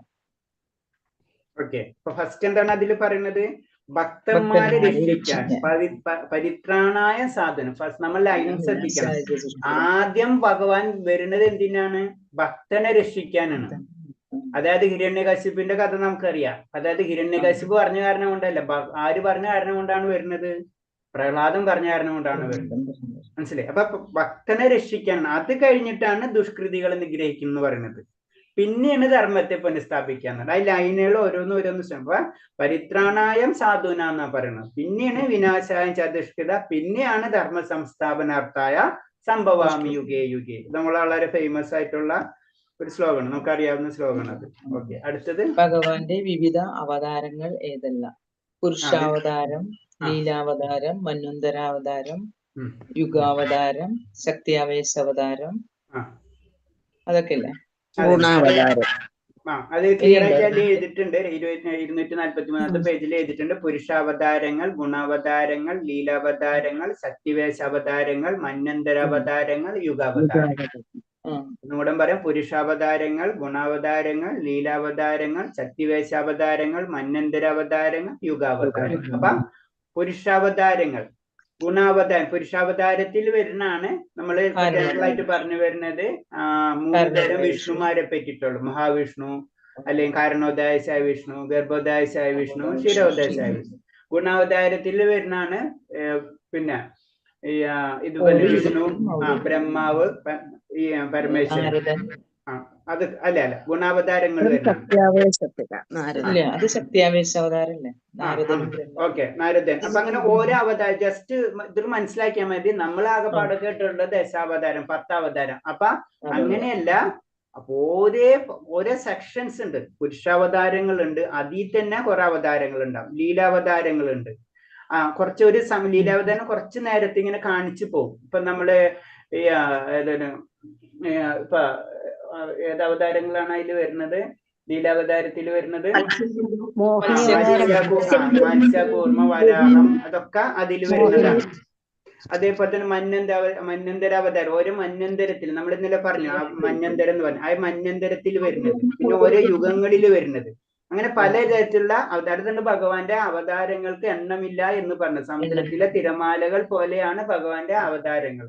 ശരിക്കും ഭാഗവതത്തിൽ നമ്മൾ തന്നെ പറഞ്ഞു 22 അവതാരത്തിന് ഡയറക്റ്റ് ആയിട്ട് പറഞ്ഞു തരുന്നുണ്ട്. അതാണ് അവതാരങ്ങൾ. അപ്പൊ ഇത്തരത്തിൽ അവതാരത്തിൽ തന്നെ പലതരം സെക്ഷൻ. അവതാരം എന്ന് പറഞ്ഞാൽ എന്താണ് മീനിങ്? അവതരിക്കുക. എനിക്കൊരു കാര്യം ചോദിക്കുന്നുണ്ട്, അതൊന്നുകൂടെ ഒന്ന് പറയാമോ? അവതാരങ്ങൾ പുരുഷാവതാരങ്ങൾ, ഗുണാവതാരങ്ങൾ, ലീലാവതാരങ്ങൾ, ശക്തിവേശാവതാരങ്ങൾ, മന്വന്തര അവതാരങ്ങൾ, യുഗാവതാരങ്ങൾ. ഇത് പേജ് നമ്പർ 243. എനിക്ക് ബുക്ക് കിട്ടിയിട്ടില്ല, അതുകൊണ്ടാണ് ഞാൻ ചോദിച്ചിരിക്കുന്നത്. അറിയത്തില്ല. ബുക്ക് കിട്ടിയാ? ഇല്ല, കിട്ടുമെന്നാ തോന്നുന്നത്. കുഴപ്പമില്ല. അപ്പൊ ഇതൊന്ന് നോട്ട് ചെയ്ത് വെച്ചോ. പുരുഷാവതാരങ്ങൾ, ഗുണാവതാരങ്ങൾ, ലീലാവതാരങ്ങൾ, ശക്തിവേശാവതാരങ്ങൾ, മന്വന്തരാവതാരങ്ങൾ, യുഗാവതാരങ്ങൾ. ശക്തിവേശാവതാരങ്ങൾ ഭഗവാന്റെ ശക്തി മാത്രം, ചെറിയൊരു ശക്തി കൊടുക്കുക. ശക്തിവേഷം കഴിഞ്ഞിട്ട് മന്വന്തരങ്ങൾ. ബ്രഹ്മദേവനല്ലേ ശക്തി കൊടുക്കുന്നവര്? എന്താ മാതാജി ചോദിച്ചോ? കേട്ടില്ല. അതായത് ശക്തിവേശ അവതാരങ്ങൾ എന്ന് പറയുന്നതിൽ അങ്ങനെയാണ് ചോദിച്ചത്. അതായത് ഭഗവാന്റെ ശക്തി കൊടുക്കുവാനല്ലേ പറഞ്ഞത്? അതെ, ബ്രഹ്മാവ് അവർക്കൊക്കെ ഭഗവാന്റെ ശക്തി അല്ലല്ല, അങ്ങനെയല്ല, എല്ലാവർക്കല്ല. അതിനൊരു സെക്ഷൻസ് ഉണ്ട്. അതിലൊരു ശക്തിവേശ അവതാരങ്ങൾ എന്ന് പറഞ്ഞ ഒരു ലിസ്റ്റ് ഉണ്ട്. ലീലാവതാരം എന്ന് പറഞ്ഞൊരു ലിസ്റ്റ് ഉണ്ട്. ഗുണാവതാരം എന്ന് പറഞ്ഞൊരു ലിസ്റ്റ് ഉണ്ട്. മന്വന്തര അവതാരങ്ങൾ ഇപ്പൊ ഞാൻ പറഞ്ഞു. പുരുഷാവതാരങ്ങൾ ഇപ്പൊ പുരുഷാവതാരത്തിൽ വരുന്നതാണ് 3 വിഷ്ണുമാര്. ഗുണാവതാരത്തിൽ വരുന്നതാണ് ബ്രഹ്മാവ്, വിഷ്ണു, അതേപോലെ തന്നെ മഹാദേവൻ. അതേപോലെ തന്നെ ലീലാവതാരത്തിനാണ് മത്സ്യകൂർമ്മ അവതാരം, നരസിംഹമൊക്കെ ലീലാവതാരത്തിൽ വരുന്നത്. ശക്തിവേശ അവതാരത്തിൽ വരുന്നതാണ് പരശുരാമനൊക്കെ വരുന്ന ശക്തിവേശ അവതാരത്തിലാണ് വരുന്നത്. മന്വന്തരം എനിക്ക് അത്ര ഓർമ്മ വരുന്നില്ല. യുഗാവതാരം. ഇങ്ങനെയാണ് സെക്ഷൻസ് വരുന്നത്. അങ്ങനെ അതിൽ കുറെ ലിസ്റ്റ് ഉണ്ട്. യുഗാവതാരങ്ങൾ ഓരോ യുഗത്തിലും വരുന്ന അവതാരങ്ങൾ. ഓക്കെ, അടുത്തത് കലിയുഗത്തിലെ ഭഗവാന്റെ അവതാരം ചൈതന്യ മഹാപ്രഭു. അപ്പൊ കലിയുഗത്തില് ഭഗവാന്റെ അവതാരം വരുന്നത് ചൈതന്യ മഹാപ്രഭു എന്ന് പറയുന്നത്. ഓക്കെ, ഭഗവാന്റെ ജന്മത്തിന്റെയും പ്രവൃത്തികളുടെയും അതിസ്വഭാവം ഗ്രഹിച്ചവർക്ക് എന്ത് സംഭവിക്കുന്നു? അവർക്ക് വീണ്ടും ഭൗതിക ലോകത്തിലേക്ക് വരേണ്ടി വരില്ല. ഭഗവാന്റെ ലോകത്തിലേക്ക് പോകാൻ സാധിക്കും. അതായത് 9ാമത്തെ ശ്ലോകത്തിൽ പറഞ്ഞിട്ടുണ്ട്. വളരെ ഇമ്പോർട്ടന്റ് ആണ്. ജന്മകർമ്മച്ചമേ ദിവ്യം മേ യോവേദി തത്തക തിക്താന്തേഹം പുനർജന്മ നൈതി മാമേതി സ്വ അർജുന. തിക്താന്തേഹം പുനർജന്മ, അതായത് ഈ മരണചക്രങ്ങളിൽ നിന്ന് ഒഴിഞ്ഞു കിട്ടും. നമുക്ക് ജനന മരണ ചക്രങ്ങളിൽ നിന്ന് കഴിയും ഭഗവാൻ അറിഞ്ഞു കഴിഞ്ഞാൽ, ആ ദിവ്യമായിട്ടുള്ള ഭഗവാന്റെ ശക്തി എന്താണെന്ന് മനസ്സിലാക്കി കഴിഞ്ഞാൽ പിന്നെ ഈ ഭൗതിക ലോകത്തിൽ നമുക്ക് പിറക്കേണ്ടി വരില്ല. ആ ശാശ്വതമായ ലോകം അവിടെ നമ്മൾ എത്തിച്ചേരും എന്നാണ് പറയുന്നത്. അപ്പൊ അതിന് പറഞ്ഞു നമ്മൾ ഇങ്ങനത്തെ ശ്ലോകങ്ങളൊക്കെ ഇതിലുണ്ട്. ഈ ശ്ലോകങ്ങളൊക്കെ വിട്ട് കളഞ്ഞിട്ട് വേറെ ശ്ലോകങ്ങളിൽ എടുത്തിട്ട് അതിലിരുന്ന് ഡിസ്കസ് ചെയ്യാൻ. ഇതിനേല് ഏറ്റവും ഇമ്പോർട്ടന്റ് ആയിട്ടുള്ള ഭഗവത്ഗീത എന്ന് പറഞ്ഞ ഇങ്ങനത്തെ ശ്ലോകങ്ങളാണ് നമ്മൾ ശ്രദ്ധിക്കേണ്ടത്. ഒരു ഭക്തരെ സംബന്ധിച്ച് ഇങ്ങനത്തെ ശ്ലോകങ്ങളാണ് നമ്മൾ എടുക്കുന്നത്. ഓക്കെ, അടുത്തത് എട്ടാമത്തെ ഒന്ന് പറഞ്ഞു. അവർക്ക് വീണ്ടും ഭൗതിക ലോകത്തിലേക്ക് വരേണ്ടി വരില്ല, ഭഗവാന്റെ ലോകത്തിലേക്ക് പോകാൻ സാധിക്കുന്നു. ഭൗതിക ലോകത്തിൽ പിറക്കുന്നില്ല, അവർ ശാശ്വതമായ ലോകത്തിലെത്തുന്നു. ഭൂലോക വൃന്ദാവനത്തിലേക്ക് പോകാൻ സാധിക്കും. ഗോലോക വൃന്ദാവനത്തിൽ എന്ന് പറയുമ്പോൾ അതിൽ തന്നെ പല സെക്ഷൻസ് ഉണ്ട്. നമുക്കറിയാം വൈകുണ്ഠത്തിലേക്ക് എത്തിക്കഴിഞ്ഞാല് നമ്മൾക്ക് നാരായണ രൂപം ലഭിക്കുന്ന പറയുന്നത്. ശംഖ്, ചക്ര, ഗദ, പത്മ, ആ രൂപം നാല് ഇതുള്ളത് ചതുർബാഹു രൂപം കിട്ടും. ആ ചതുർബാഹ രൂപവും ഭഗവാനും തമ്മിൽ അപ്പൊ ശരിക്കും ഭഗവാന്റെ രൂപം തന്നെ ആയി മാറും. അതാണ് ഭഗവാന്റെ സന്തത സഹചാരികൾ മുഴുവനും ആ രൂപത്തിലാണ് പിന്നെ വരാം. നമ്മൾ ശരിക്കും പറഞ്ഞത് മരണസമയത്ത് ആ വൈകുണ്ഠ ലോകത്തിലേക്ക് പോകേണ്ട ആത്മാക്കൾ ഉണ്ടെങ്കിൽ അവര് വരുന്ന പറയണത്. അപ്പൊ ശരിക്കും ആ നാരായണ രൂപം തന്നെയാണ് കാണാൻ നമ്മൾ. അവരെല്ലാവരും നാരായണ രൂപത്തിലായിരിക്കും. അങ്ങനെ വരുന്ന സമയത്ത് അപ്പോൾ ശരിക്കും അവിടെ എത്തുമ്പോൾ നമ്മൾ ജനറൽ ആയിട്ട് പറയണതാണ്, നമുക്ക് ഭഗവാനെയും ഈ ബാക്കിയുള്ള അവിടുത്തെ സന്തത സഹചാരികളെ നമുക്ക് മനസ്സിലാക്കാൻ പറ്റില്ല. അത് പിന്നെ എങ്ങനെ മനസ്സിലാക്കാം? എല്ലാവരും ഒരേപോലെ ആയിരിക്കും. അപ്പൊ ഭഗവാൻ എങ്ങനെ മനസ്സിലാക്കാൻ പറ്റും നമുക്ക്? നാരായണ രൂപം മറ്റേ മുകളിലേക്ക് പോണ്ട, നാരായണ രൂപത്തിൽ തന്നെ ഉണ്ടല്ലോ വിഷ്ണു രൂപം ഉണ്ട്. അപ്പൊ വിഷ്ണു രൂപം ബാക്കി അവിടെ ഉള്ളവരൊക്കെ ആ രൂപമായിരിക്കും, അവിടുത്തെ ആത്മാക്കൾ മുഴുവൻ. അപ്പൊ നമുക്ക് എങ്ങനെ മനസ്സിലാക്കാൻ പറ്റും ഭഗവാൻ എങ്ങനെയാണ്? ചക്രമുണ്ട്, എല്ലാവർക്കും ഉണ്ട് ശംഖുചക്ര. അത് 4 ചതുർഭുജൻ രൂപ കിട്ടണം നമ്മൾക്ക് അവിടെ എത്തിക്കഴിഞ്ഞാൽ. അതിന്റെ മുകളിലാണ് കേക്കുന്നില്ല, വേറെ ആരാണ്ട് സംസാരിക്കുന്നല്ലേ, കേക്കുന്നില്ല. ഓക്കെ, ഒരു സെക്കൻഡ് ഞാൻ പറയാം. അതായത് ഞാൻ ഒരു ചോദ്യം എന്ന് വെച്ച് കഴിഞ്ഞാല് ശരിക്കും പറഞ്ഞു കഴിഞ്ഞാൽ നമ്മളിപ്പോ പറഞ്ഞു വന്നപ്പോ നമുക്ക് ആ ശാശ്വതമായ ലോകത്തിൽ എത്തുന്നു പറഞ്ഞിട്ടുണ്ട്. ശാശ്വതമായ ലോകം എന്ന് പറഞ്ഞാൽ വൈകുണ്ഠം, കുണ്ഠിതമില്ല, ദുഃഖമില്ലാത്ത ലോകം. ആ ലോകത്തിന് നമ്മൾ എത്തണം. അത് ലോകങ്ങൾ കുറെ ഉണ്ട്. ആ ലോകത്തിൽ എത്തിക്കഴിഞ്ഞാൽ അവിടെ ഉള്ളവർക്ക് എല്ലാവർക്കും ഭഗവാന്റെ ചതുർഭുജ രൂപം തന്നെ ലഭിക്കും. വേറെ ആരാണ്ട് സംസാരിക്കുന്നേ പ്രഭുജി, വേറെ ആരാണ്ട് ഇടയ്ക്ക് സംസാരിക്കുന്നു. പ്രഭുജി പറയുന്നത് കേൾക്കുന്നില്ല. നിങ്ങൾക്ക് കേൾക്കണില്ലേ? ഹലോ പ്രഭുജി. എല്ലാവർക്കും കേൾക്കുന്നുണ്ടല്ലോ മാതാജി. എല്ലാവർക്കും കേൾക്കുന്നുണ്ട് മാതാജി. അതയുടെ നെറ്റിന്റെ വേറെ എന്തെങ്കിലും ഇഷ്ടായിരിക്കും. ഓക്കെ, അല്ല ഞാനിതൊന്ന് ക്ലിയർ ചെയ്തോട്ടെ, പറഞ്ഞ പോയിന്റ്സ് ഒന്ന് ക്ലിയർ ചെയ്തോട്ടെ. അപ്പൊ ഞാൻ എന്റെ ചോദ്യം ഇത്രേ ഉള്ളൂ. അവിടെ ചെല്ലുമ്പോള് നമുക്ക് എല്ലാവർക്കും നമ്മളെന്ന് പറയുമ്പോ ഭക്തന്മാർക്ക് അവിടെ ചെല്ലുമ്പോ അവിടുത്തെ രൂപം എന്ന് പറഞ്ഞാൽ ഭഗവാന്റെ രൂപം തന്നെ ലഭിക്കും. അതായത് വൈകുണ്ഠങ്ങളിലേക്ക് കടക്കുന്നതോടുകൂടി നമുക്ക് ചതുർഭുജ രൂപം ലഭിക്കും. അതായത് എന്തൊക്കെയുണ്ടാവും? നമ്മളെ ശംഖ്, ഗദ, ചക്ര, പത്മ ഭഗവാന്റെ രൂപം തന്നെയായിരിക്കും. അപ്പൊ നമ്മളും ഭഗവാനും തമ്മിൽ ഭഗവാന്റെ രൂപം എന്താണ്? ചതുർഭുജ രൂപമാണ്. ഗദ, പത്മ, ശംഖ്, ചക്രാണ്. അത് നമ്മൾ ആയ ആത്മാക്കളും ഭഗവാൻ തമ്മിൽ എങ്ങനെ മനസ്സിലാക്കാൻ പറ്റും? ഭഗവാന്റെ കൂടെ ലക്ഷ്മി ദേവി ഉണ്ട്. കറക്റ്റ്, ശ്രീവത്സം അവിടെയാണ്. ഇതാണ് പറയുന്നത്. നമ്മൾ ഇങ്ങനെ പറയണം. അപ്പൊ നമ്മൾ ഇന്ററാക്ഷൻ വരുമ്പോൾ നമുക്ക് അത് കണക്ഷൻ കിട്ടും. ശ്രീവത്സം അല്ലെ, ശ്രീവത്സം ലക്ഷ്മി ദേവി വസിക്കുന്ന സ്ഥലം അല്ലെ, ഭഗവാന്റെ മറിടത്തിലുണ്ട് അല്ലെ. അതിന്റെ കഥ അറിയാല, അത് പറയുന്നില്ല. അറിയാവുന്നല്ലേ? ഭൃഗുമഹർഷി അവിടെയാണ്. അതാണ് അടുത്ത പോയിന്റ്. ഭൃഗുമഹർഷി 3 പേരെയും ചെക്ക് ചെയ്യാനാണ്. അങ്ങനെയാണ് ഭഗവാനെ ചവിട്ടുന്നത്. അപ്പൊ ഭഗവാൻ പറയണാണ്, ഭഗവാൻ ചോദിക്കണം, ഭൃഗുമഹർഷിനോട് ചോദിക്കാണ്, അങ്ങയുടെ കാല് വേദനിക്കുമെന്ന്. മനസ്സിലായി? അത്രയും വിനയാണ് ഭഗവാൻ നമുക്ക് പഠിപ്പിച്ചു തരുന്നത്. വിനയാണ് ഏറ്റവും ഇമ്പോർട്ടന്റ്. ഓക്കെ, ശരി. അടുത്തത് തദൈവ ഭജമ്യഹം എന്നതുകൊണ്ട് എന്താണ് അർത്ഥമാക്കുന്നത്? കൃഷ്ണനോടുള്ള ഭക്തി പൂർവമായ പ്രേമം വിവിധ ബന്ധങ്ങളിലായി പ്രകടമാക്കാം. പ്രഭു, സുഹൃത്ത്, പുത്രൻ. ഇതാണോ അതിന്റെ ആൻസർ? അത് തന്നെ, അത് ഡയറക്റ്റ് ആയിട്ട് വരും. ആ ശ്ലോകത്തിൽ തന്നെ അതിൽ വരുന്നുണ്ട്. കൂടാതെ ഭഗവാനുമായി പറയൂ. ഇല്ല മാതാജി വായിക്കേ, ജയലക്ഷ്മി മാതാജി പറ, അത് കഴിഞ്ഞിട്ട് ഞാൻ പറയാം. ജയലക്ഷ്മി മാതാജി പറഞ്ഞത് എഴുതിയത് വായിക്കൂ, അത് കഴിഞ്ഞിട്ട് ഞാൻ പറയാം. കൃഷ്ണനോടുള്ള എന്താ ഈ ഭക്തി പറയുന്നേ? ഒന്നും കേൾക്കാൻ വയ്യ. ഈ പ്രഭു പറയുമ്പോ വേറെ ആരും സംസാരിക്കരുത്, ഒന്നും കേൾക്കാൻ വയ്യ. ഓക്കെ ശരി മാതാജി. ജയലക്ഷ്മി മാതാജി ഇപ്പൊ പറയൂ, പിന്നെ എല്ലാവരും മ്യൂട്ട് ചെയ്യും. ഒരാള് പറയാ, ജയലക്ഷ്മി മാതാജി പറയാന്ന് പറഞ്ഞിട്ടുണ്ട്. ജയലക്ഷ്മി മാതാജി പറയാ. ആരെങ്കിലും ഒരാള് പറഞ്ഞാലല്ലേ കേൾക്കാവൂ, എല്ലാവരും കൂടി പറഞ്ഞാൽ എങ്ങനെയാ കേൾക്കുന്നേ? ശരി മാതാജി പറഞ്ഞത് ശരിയാ. അപ്പൊ ഞാൻ പറയണേ, ജയലക്ഷ്മി മാതാജി പറയാ, അത് കഴിഞ്ഞിട്ട് അതിൽ എന്തെങ്കിലും ഇഷ്യൂ ഉണ്ടെങ്കിൽ ഞാൻ പറയും. ബാക്കി എല്ലാവരും മ്യൂട്ടിലിരിക്കാം. ഓക്കെ. പ്രഭു പറയുമ്പോ എന്തിനാ? ജയലക്ഷ്മി മാതാജി പറയും. പ്രഭുജി ആൻസർ വായിച്ചോളൂ, നല്ലത്. ഇല്ല അങ്ങനെ ഞാൻ ആൻസർ വെച്ച് കഴിഞ്ഞാൽ ശരിയാവില്ല. കൃഷ്ണനോടുള്ള ഭക്തിപൂർണമായ പ്രേമം വിവിധ ബന്ധങ്ങളിലായി പ്രകടമാക്കാം. പ്രഭു, സുഹൃത്ത്, പുത്രൻ, കാമുകൻ എന്നിങ്ങനെ. കൂടാതെ ഭഗവാനുമായി ഭക്തന്മാർക്ക് ഭൗതിക ലോകത്തിലും ദിവ്യലോകത്തിലും വ്യക്തിപരമായ ബന്ധം പുലർത്താൻ കഴിയും. കഴിയും. ഇത്രയാണ് എഴുതിയത്, ഇത്ര എഴുതിയിട്ടുള്ളൂ.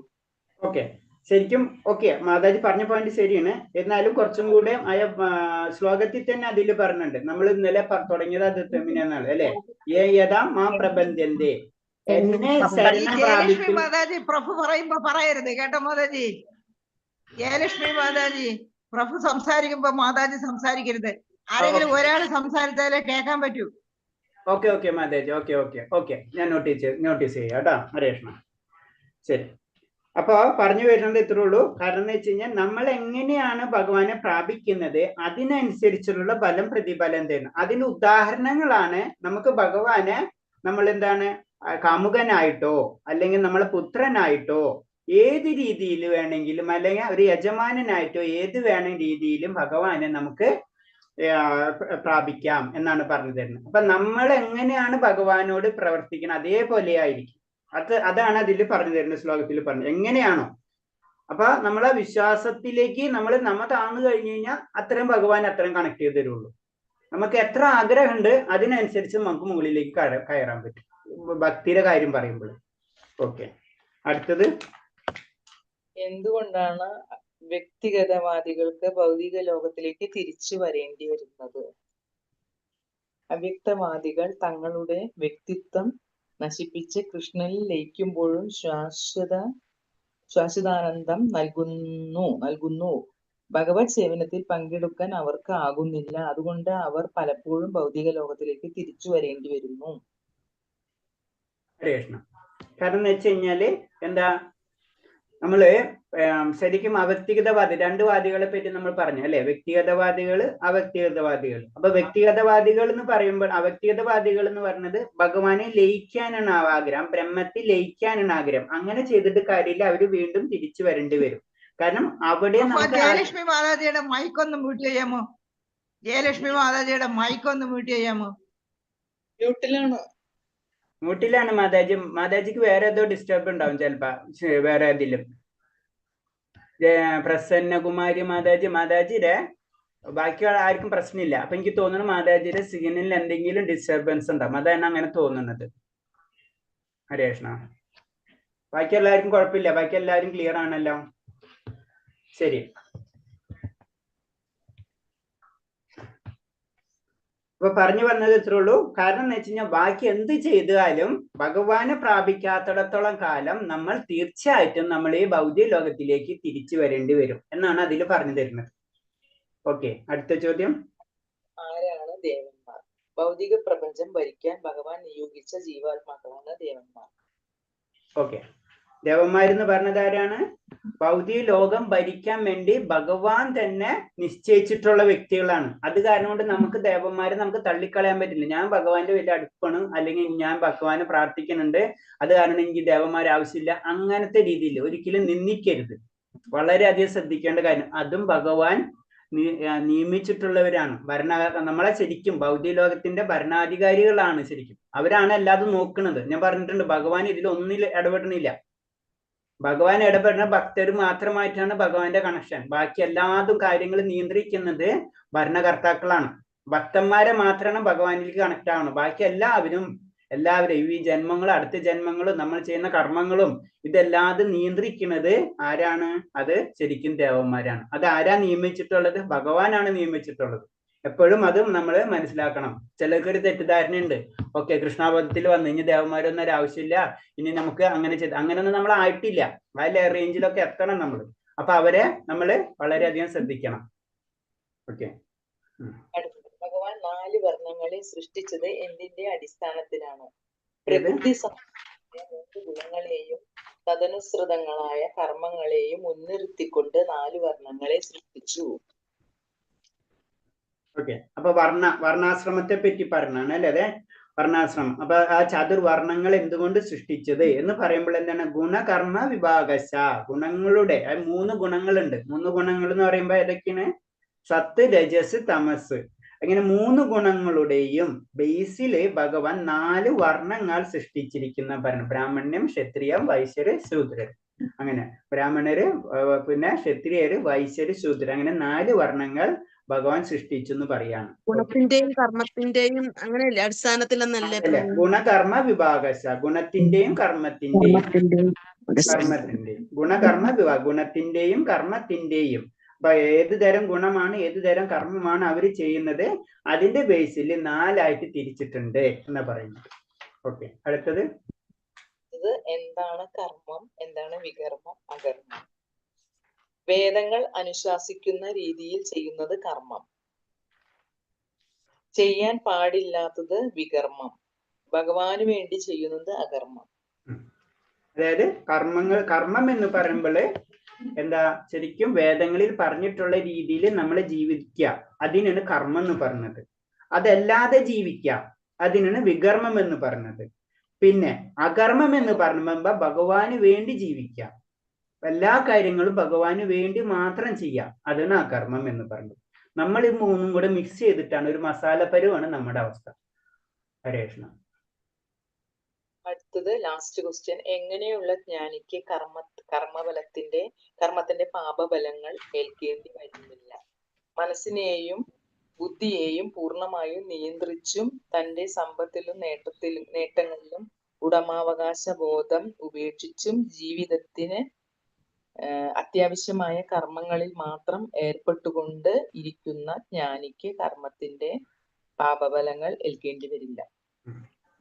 ഓക്കെ, രേഷ്മ. അപ്പൊ അതാണ് പറഞ്ഞത്. നമ്മൾ എങ്ങനെ നമുക്ക് പാപങ്ങൾ എന്തുകൊണ്ട് ലഭിക്കുന്നു? നമ്മൾ എന്ത് തെറ്റ് ചെയ്താൽ, നമ്മൾ അത് ഇന്നലെ പറഞ്ഞു, നമ്മളെ പാപം നമ്മൾ ചെയ്ത അങ്കുരാവസ്ഥ എന്നൊക്കെ പറഞ്ഞു അല്ലെ? നമ്മളിങ്ങനെ അത് കെടുക്കുന്നുണ്ട്. നമ്മളൊരു തെറ്റ് ചെയ്ത് ആരും കണ്ടില്ലല്ലോ. ഒരു കള്ളൻ ഒരു സാധനം എടുത്തുകൊണ്ടാണ് പോലെ ആരും കണ്ടില്ല എന്ന് വിചാരിച്ചിട്ടുണ്ട്. പക്ഷെ ഇന്നല്ലെങ്കിൽ നാളെ അത് പിടിക്കപ്പെടും അല്ലെ?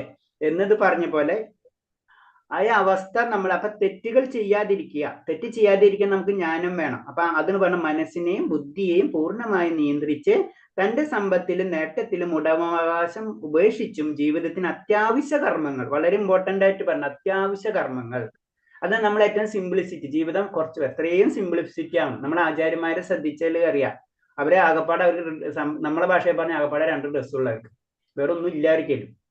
മനസ്സിലായി? അതാണ് അത്രയും സിംപ്ലിസിറ്റിയിലേക്ക്, അതാണ് അതിന്റെ ഒരു പാർട്ടാണത്. അപ്പൊ നമുക്ക് മുഴുവനാക്കാൻ പറ്റില്ലെങ്കിൽ കുറച്ചെങ്കിലും നമ്മളൊക്കെ അത് ജീവിതത്തിലേക്ക് കൊണ്ടുവരണം. അങ്ങനെ വന്നവർക്ക് പിന്നെ അങ്ങനെ മാത്രം ഏർപ്പെട്ട് മരിക്കുന്ന ജ്ഞാനികൾക്ക് കർമ്മത്തിന്റെ ഫലങ്ങൾ ഏൽക്കേണ്ടി വരില്ല. കാരണം യാത്ര തുടങ്ങിക്കഴിഞ്ഞാൽ വ്യക്തി ശരിക്കും, അതാണ് അതിൽ പറയുന്നത്. 11ാമത്തെ ആൻസർ ഒന്നുകൂടെ പറയുമോ? എന്താ പറഞ്ഞത് മാതാജി? ഏത് 11? ആരാണ് ദേവന്മാർ? ഭൗതിക പ്രപഞ്ചം ഭരിക്കാൻ ഞാൻ പറയാം. ലോകം നോക്കി നടക്കുന്നു. ഓക്കെ, ഞാൻ പറയാം. അതായത് ദേവന്മാരെ പറ്റിയാണ് ചോദ്യം. ദേവന്മാരെന്ന് പറഞ്ഞത് കാരണം ഭൗതിക ലോകം ഭരിക്കാൻ നിയമിച്ചവരാണ് ദേവന്മാർ. ഭഗവാൻ നിയമിച്ചവരാണ് ശരിക്കും. ഭൗതിക ലോകം എങ്ങനെയാണ് ഭരിക്കേണ്ടത്, എങ്ങനെയൊക്കെ ചെയ്യണം, ആര് തെറ്റ് ചെയ്ത് കഴിഞ്ഞാൽ, അതാണ് നമ്മൾ ആ കഥയിൽ വരുന്നത്. യമദേവനും അതേപോലെ തന്നെ ചിത്രഗുപ്തന്റെ കഥകളൊക്കെ വരുന്നത് അറിയാലോ അത്. കാരണം നമ്മൾ ചിത്രഗുപ്തൻ എന്താണെന്ന് വെച്ച് കഴിഞ്ഞാൽ നമ്മളെ എല്ലാ കാര്യങ്ങളും ചിത്രങ്ങളായിട്ട് ഗുപ്ത രൂപത്തിൽ സൂക്ഷിച്ചു വെക്കുന്ന വ്യക്തിയുണ്ട്. അവിടെ അതിന്റെ കഥ വേറെയാണ്. അവിടെ ചെല്ലും, അവിടെ ചെന്നിട്ട് അത് എടുക്കും. അതിന് പിന്നെ പുരാണങ്ങളിൽ ഗരുഡ പുരാണത്തിലൊക്കെ അത് ഡീറ്റെയിൽ ആയിട്ട് പറഞ്ഞിട്ടുണ്ട്. അവിടെ ചെന്നിട്ട് എടുത്തിട്ട് നമ്മൾ ഏത് വകുപ്പിലാണ്, ചിലപ്പോൾ വെയിറ്റിംഗ് ലിസ്റ്റിൽ പോയാലും നമ്മൾ അവിടെ കിടക്കും. അവിടെ കിടന്നിട്ട് അതിന് നമ്മൾ ഇങ്ങനെ കറങ്ങിക്കൊണ്ടിരിക്കുന്നൊക്കെ പറയുന്നത്. അത് കഴിഞ്ഞിട്ട് അതിന് പറഞ്ഞത് അത്രയും നമ്മളെ ശ്രദ്ധിക്കണം എന്നാണ് പറയുന്നത്. കാരണം അതിനനുസരിച്ച് ചിലപ്പോൾ ശരീരം ആയിട്ടുണ്ടാവില്ല. അപ്പൊ അവിടെ എടുക്കാൻ പറയും. ഹരേ കൃഷ്ണ. അടുത്ത കഴിഞ്ഞില്ലേ? കഴിഞ്ഞില്ല മാതാജി? ഹരേ കൃഷ്ണ. എല്ലാവരും ക്ലിയർ ആയില്ലേ? ക്വസ്റ്റ്യൻ ആൻസർ കഴിഞ്ഞു ക്ലിയർ ആയി. ക്ലിയർ ആയി. ഹരേ കൃഷ്ണ. എല്ലാവരും ക്വസ്റ്റ്യൻ ആൻസർ എഴുതണം. അത് ബുക്ക് എല്ലാവരും വാങ്ങിക്കണം. നമ്മൾ ആ ബുക്കിൽ നിന്ന് ക്വസ്റ്റ്യൻ ആൻസർ ഇപ്പൊ ഇന്നത്തെ ക്ലാസ് സ്റ്റാർട്ട് ചെയ്യുമ്പോൾ തന്നെ ക്വസ്റ്റ്യൻ ഇട്ടിട്ടുണ്ടാവും. അപ്പൊ ക്വസ്റ്റ്യൻസ് നമ്മൾ ക്ലാസ് എടുക്കുന്നതിനനുസരിച്ച് നോട്ട് ചെയ്ത് പോവാ. അത് ക്ലാസ് കഴിയുമ്പോൾ അന്നത്തെ ചാപ്റ്റർ കഴിയുമ്പോൾ നമ്മൾ ഇതുപോലെ തന്നെ ഡിസ്കസ് ചെയ്യും. അപ്പൊ നമ്മൾ എഴുതി ചിലപ്പോൾ ശരിയായി കൂടാന്നില്ല. അപ്പൊ എന്ത് ചെയ്യാം? അത് കട്ട് ചെയ്തിട്ട് നമുക്ക് കറക്റ്റ് ആൻസർ എഴുതിയേക്കാം. അപ്പൊ നമ്മൾ അതാണ് പറഞ്ഞത്, ആദ്യമത്തെ ക്ലാസ്സിൽ നമ്മൾ പറഞ്ഞതെന്ന് വെച്ച് കഴിഞ്ഞാൽ ഒരു ബുക്കും കറക്റ്റായിട്ട് ഒരു ബുക്ക് വാങ്ങിച്ചു വെക്കണം നമ്മൾ. കാരണം നമ്മൾ ക്ലാസ് ആണ്, നമ്മൾ ശരിക്കും അത് പഠിക്കണം. അത് സീരിയസ്നെസ് നമ്മൾ കൊടുത്ത് പഠിച്ച് പോയിക്കൊണ്ടിരുന്നു കഴിഞ്ഞാൽ ക്ലാസ് കഴിഞ്ഞോടുകൂടി നമുക്ക് ഏകദേശം 100% ആയില്ലെങ്കിലും ഒരു 10% എങ്കിലും നമുക്ക് ഐഡിയ കിട്ടും എന്താണ്. അല്ലെങ്കിൽ ആരെങ്കിലും ചോദിക്കില്ലേ എത്ര നാൾ ക്ലാസ്സിൽ ഇരുന്നിട്ട് എന്താ പഠിച്ചെന്ന് ചോദിക്കുമ്പോൾ അറ്റ്ലീസ്റ്റ് നമുക്ക് എന്തെങ്കിലും പറയാൻ കിട്ടണ്ടേ? ഹരേ കൃഷ്ണ. അപ്പൊ അതൊന്ന് സീരിയസ് ആയിട്ട് എടുക്കാം. ഹരേ കൃഷ്ണ. ഓം നമോ ഭഗവതേ വാസുദേവായ. നമുക്ക് അഞ്ചാമത്തെ അധ്യായത്തിലേക്ക് കടക്കാം. എല്ലാവരും വീഡിയോ ഓൺ ചെയ്യുന്നു പറയുന്ന വെച്ച് കഴിഞ്ഞപ്പോ ഞാൻ പറഞ്ഞപ്പോ ജയലക്ഷ്മി മാതാജി, സ്മിത്, അങ്ങനെ ആൾക്കാരെ ഒരു എല്ലാവരുമായിട്ട് ഒരു അറിയാൻ പറ്റും. അതെ, അറിയാൻ പറ്റും. എല്ലാ ക്ലാസ്സിലും ഓൺ ചെയ്യുന്നുണ്ട് പ്രഭു, എല്ലാ ക്ലാസ്സിലും ഓൺ ചെയ്യുന്നുണ്ട്. പിന്നെ നിങ്ങൾ അച്ഛന്മാര് പറയണമെന്നാ പറഞ്ഞേക്കുന്നത്. അതെ തന്നെ, ക്വസ്റ്റ്യൻസ് ചോദിക്കണം എന്തെങ്കിലുമൊക്കെ. അപ്പൊ എന്താണ് ചോദിക്കുന്നത് വെച്ച് കഴിഞ്ഞാൽ ഒരു ഇന്ററാക്ഷൻ കിട്ടണം. അപ്പൊ കുറച്ച് നാൾ കഴിയുമ്പോൾ നമുക്ക് അങ്ങോട്ടും പിന്നെ നിങ്ങൾ അങ്ങോട്ടും ഇങ്ങോട്ടും അറിഞ്ഞു തുടങ്ങും. പിന്നെ കാരണം എന്താ വെച്ചാൽ 4th ലെവലില് ഗ്രൂപ്പ് ഡിസ്കഷൻ ആണ്. ഗ്രൂപ്പ് ഡിസ്കഷൻസ് എന്ന് പറഞ്ഞു കഴിഞ്ഞാൽ സ്വയം എസ് ഒക്കെ ഉണ്ടാക്കണം. ഭഗവതര എസ് പ്രബന്ധം പോലെ ഉണ്ടാക്കിയിട്ട് നമ്മ പ്രസന്റ് ചെയ്യണം. നമുക്കിപ്പോ അത് നടക്കുവാ പ്രഭു. അങ്ങനെ ചെയ്യുന്നുണ്ടല്ലോ. ഞങ്ങൾക്കിപ്പോ അത് പ്രസന്റേഷൻ ഇന്നുണ്ട്. ഉണ്ടാവും. അത് ഞാൻ പറഞ്ഞത്. അപ്പൊ ആ ലെവലിലേക്ക്, കാരണം എന്താ വെച്ച് കഴിഞ്ഞാൽ സത്യം പറഞ്ഞാൽ നമുക്ക് പ്രീച്ചേഴ്സ് പറഞ്ഞു കൊടുക്കാനുള്ളൊരു വളരെയധികം കുറവാണ്. എല്ലാവരും ബിസിയാണ്, ഫുള്ള് ബിസിയാണ്. എന്തിനാണ് ബിസി എന്ന് ആർക്കും അറിയില്ല. പക്ഷെ എന്നാലും എല്ലാവരും ബിസിയാണ് അല്ലേ? പക്ഷെ എന്താണ്, അപ്പൊ അത് നമ്മുടെ ജീവിത രീതി അങ്ങനെ ആയിപ്പോയി. അതിനൊന്നും ഇനി മാറ്റം പറ്റും. അപ്പൊ എന്താണ്, കുറച്ചെങ്കിലും നമുക്ക് കിട്ടുന്ന സമയം സ്പെയർ കിട്ടിക്കഴിഞ്ഞാല് പലർക്കും പല കപ്പാസിറ്റി ഉണ്ടാവും. ഭഗവാൻ പലവർക്കും, ചിലർ നല്ല സ്കോളേഴ്സ് ആയിരിക്കും, ചിലർക്ക് നല്ല രീതിയിൽ പ്രസംഗിക്കാൻ കഴിയും, ചിലർക്ക് വേറെ എന്തെങ്കിലും സർവീസ് ചെയ്യാൻ പറ്റും. അപ്പൊ നമ്മൾ കൊണ്ട് ചെയ്യാൻ പറ്റാവുന്ന ഏതെങ്കിലും ഒരു സർവീസ് ഭഗവാന് വേണ്ടി നമ്മൾ സമർപ്പിക്കാം. ചിലവർക്ക് വളരെ പ്രസന്റ് ചെയ്യാൻ കഴിവുള്ളവരുണ്ടാവും. എല്ലാവർക്കും കിട്ടണമെന്നില്ല. ഭഗവാൻ എല്ലാവർക്കും പാട്ട് പാടാൻ കഴിയും. അതാണ് ഞാൻ പറഞ്ഞ കീർത്തനം നമ്മൾ ചെയ്യണം എന്ന് പറഞ്ഞു. കീർത്തനം ചെയ്യാ എന്ന് പറഞ്ഞാൽ തന്നെ അത് നമുക്കറിയാം. അത്രയും ഒരു ദൈവിക ഗുണമുള്ളവർക്കായ കീർത്തനത്തിന്റെ പവറൊക്കെ കിട്ടുള്ളൂ. ഭഗവാന്റെ കീർത്തനങ്ങൾ ചെല്ലാൻ വേണ്ടിയിട്ട് അത് നമ്മൾ മറ്റുള്ളവർക്ക് പറഞ്ഞു കൊടുക്കാം. അവർക്കത് അറിയില്ല. അതെല്ലാം നമ്മൾ ഇപ്പൊ ഭഗവാൻ തന്നെ നമുക്ക് പറഞ്ഞു തരുന്നതാണ് അല്ലെ? അതുപോലെ തന്നെ ആചാര്യന്മാര് അവര് നമുക്ക് പറഞ്ഞു തരുന്നതാണ്. അപ്പൊ അത് നമ്മൾ ശ്രദ്ധിക്കാം. അപ്പൊ കുറച്ച് നമ്മൾ സീരിയസ് ആയിട്ട് എടുത്തു കഴിഞ്ഞാൽ അടുത്ത ലെവല് 3rd 4th ലെവല് കഴിഞ്ഞു കഴിഞ്ഞാൽ പിന്നെ പ്രസന്റ്, പിന്നെ നമ്മൾ അടുത്ത സെക്ഷൻ എന്ന് പറഞ്ഞത് നമ്മൾ പഠിച്ചുകൊണ്ടിരിക്കുന്നു. ഇനി അടുത്ത സെക്ഷൻ എന്ന് പറയുന്നത് നമ്മൾ സാധനകൾ ചെയ്യണം. നമ്മളെ ഇപ്പൊ നാമജപം, അതുപോലെ തന്നെ മറ്റുള്ള കാര്യങ്ങൾ, കുറച്ച് കാര്യങ്ങളുണ്ട്. അങ്ങനത്തെ കാര്യങ്ങൾ ചെയ്ത് അപ്പൊ രണ്ടും കൂടെ ഒന്ന് സെറ്റ് ആയി കഴിഞ്ഞാൽ പിന്നെ അടുത്തത്, പിന്നെ നമ്മൾ അടുത്ത സെക്ഷൻസ് കടക്കണം. അപ്പൊ അതിലാണ് വരുന്നത് ദീക്ഷ സമ്പ്രദായം. അത് ഇഷ്ടമുള്ളവർക്ക് എടുക്കുക, അതൊക്കെ അങ്ങനെ. അപ്പൊ ഒക്കെ നമ്മളെ ചോയ്സാണ്. ഭഗവാൻ തന്നെ പറഞ്ഞ അത് തന്നെയാണ്. അപ്പൊ നമുക്ക് എടുക്കാൻ പറ്റണമെങ്കിൽ അതൊക്കെ എടുത്ത് റീച്ചിങ് സ്റ്റാർട്ട് ചെയ്ത് മറ്റുള്ളവർക്കും ഭഗവാന്റെ കാരുണ്യം എത്തിക്കുക. അത് തന്നെയാണ് ഭഗവാൻ പറഞ്ഞു തരുന്നുണ്ട്. അത് തന്നെയാണ് ഏറ്റവും വലിയ ദാനം എന്ന് പറഞ്ഞത്. നമ്മ പറയും എന്ത് ദാനമാണ്? മാനവസേവ, മാധവസേവ. ശരിക്കും അങ്ങനെയല്ല. മാധവസേവയാണ് മാനവസേവ. മാനവസേവ അല്ല ഇമ്പോർട്ടൻസ്, മാധവസേവയാണ് ഇമ്പോർട്ടൻസ്. അതാണ് നമ്മൾ പഠിച്ചുകൊണ്ടിരിക്കുന്നത്. മാധവസേവയാണ് നമ്മൾ ചെയ്യേണ്ടത്. മാധവസേവ ചെയ്യുമ്പോൾ ഓട്ടോമാറ്റിക് ആയിട്ട് മാധവസേവ ചെയ്യാൻ കഴിയുന്ന വ്യക്തി, അല്ലെങ്കിൽ ആ മനസ്സുള്ള വ്യക്തി ഓട്ടോമാറ്റിക് ആയിട്ട് മാനവസേവ ചെയ്തിരിക്കും. അതാണ് അതിന്റെ കൺസെപ്റ്റ്. ഓക്കെ, നമുക്ക് നിർത്താം. അപ്പൊ ഞാൻ 5ാം അധ്യായത്തിലേക്ക് കടക്കാം. കർമ്മയോഗം, കൃഷ്ണാവബോധത്തിന്റെ പ്രവർത്തനം. അർജുന ഉവാച. അതായത് കൃഷ്ണാവബോധം, കർമ്മയോഗം തന്നെയാണ് നമ്മൾ പഠിക്കുന്നത്. 6ാമത്തെ അധ്യായം പേരും കർമ്മയോഗമാണ്. അതില് 5ാമത്തെ അധ്യായം തന്നെ കർമ്മയോഗത്തിനെ മാറ്റി വെച്ചിരിക്കുന്നത്. അത് കൃഷ്ണാവബോധത്തിൽ, അതായത് ഭഗവാനിനോട് ബന്ധപ്പെട്ടിട്ട് നമ്മൾ എങ്ങനെയാണ് കർമ്മം ചെയ്യേണ്ടതെന്ന് പറഞ്ഞു തരുന്നതാണ് ഈ അധ്യായത്തില്. അർജുന ഉവാച.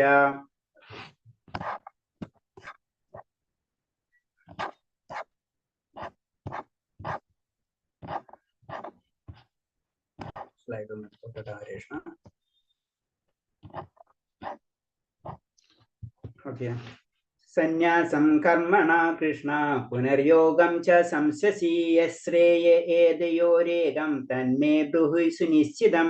അർജുനൻ പറഞ്ഞു, കൃഷ്ണ, കർമ്മം ഉപേക്ഷിക്കണമെന്ന് ഒരിക്കൽ അങ്ങ് എന്നോട് ആവശ്യപ്പെടുന്നു, പിന്നെ ഭക്തി പുരസ്പരം കർമ്മം അനുഷ്ഠിക്കാൻ പറയുന്നു. ഈ രണ്ടിലും വെച്ച് ശ്രേയസ്കരമായത് ഏതെന്ന് ദയവായി എനിക്ക് പറഞ്ഞു തരുമോ? അപ്പൊ അർജുനനോട് ഭഗവാൻ അർജുനനോട് പല കാര്യങ്ങളും പറഞ്ഞു കൊടുക്കുന്നുണ്ട്. അപ്പൊ ശരിക്കും ഒരു ഭക്തൻ അല്ലെങ്കിൽ ഒരു പഠിതാവ് എന്ന നിലയ്ക്ക് അർജുനന് പല പല സംശയങ്ങളും വരുന്നതാണ്. അതാണ് ഈ ചോദ്യത്തിൽ പറഞ്ഞത്.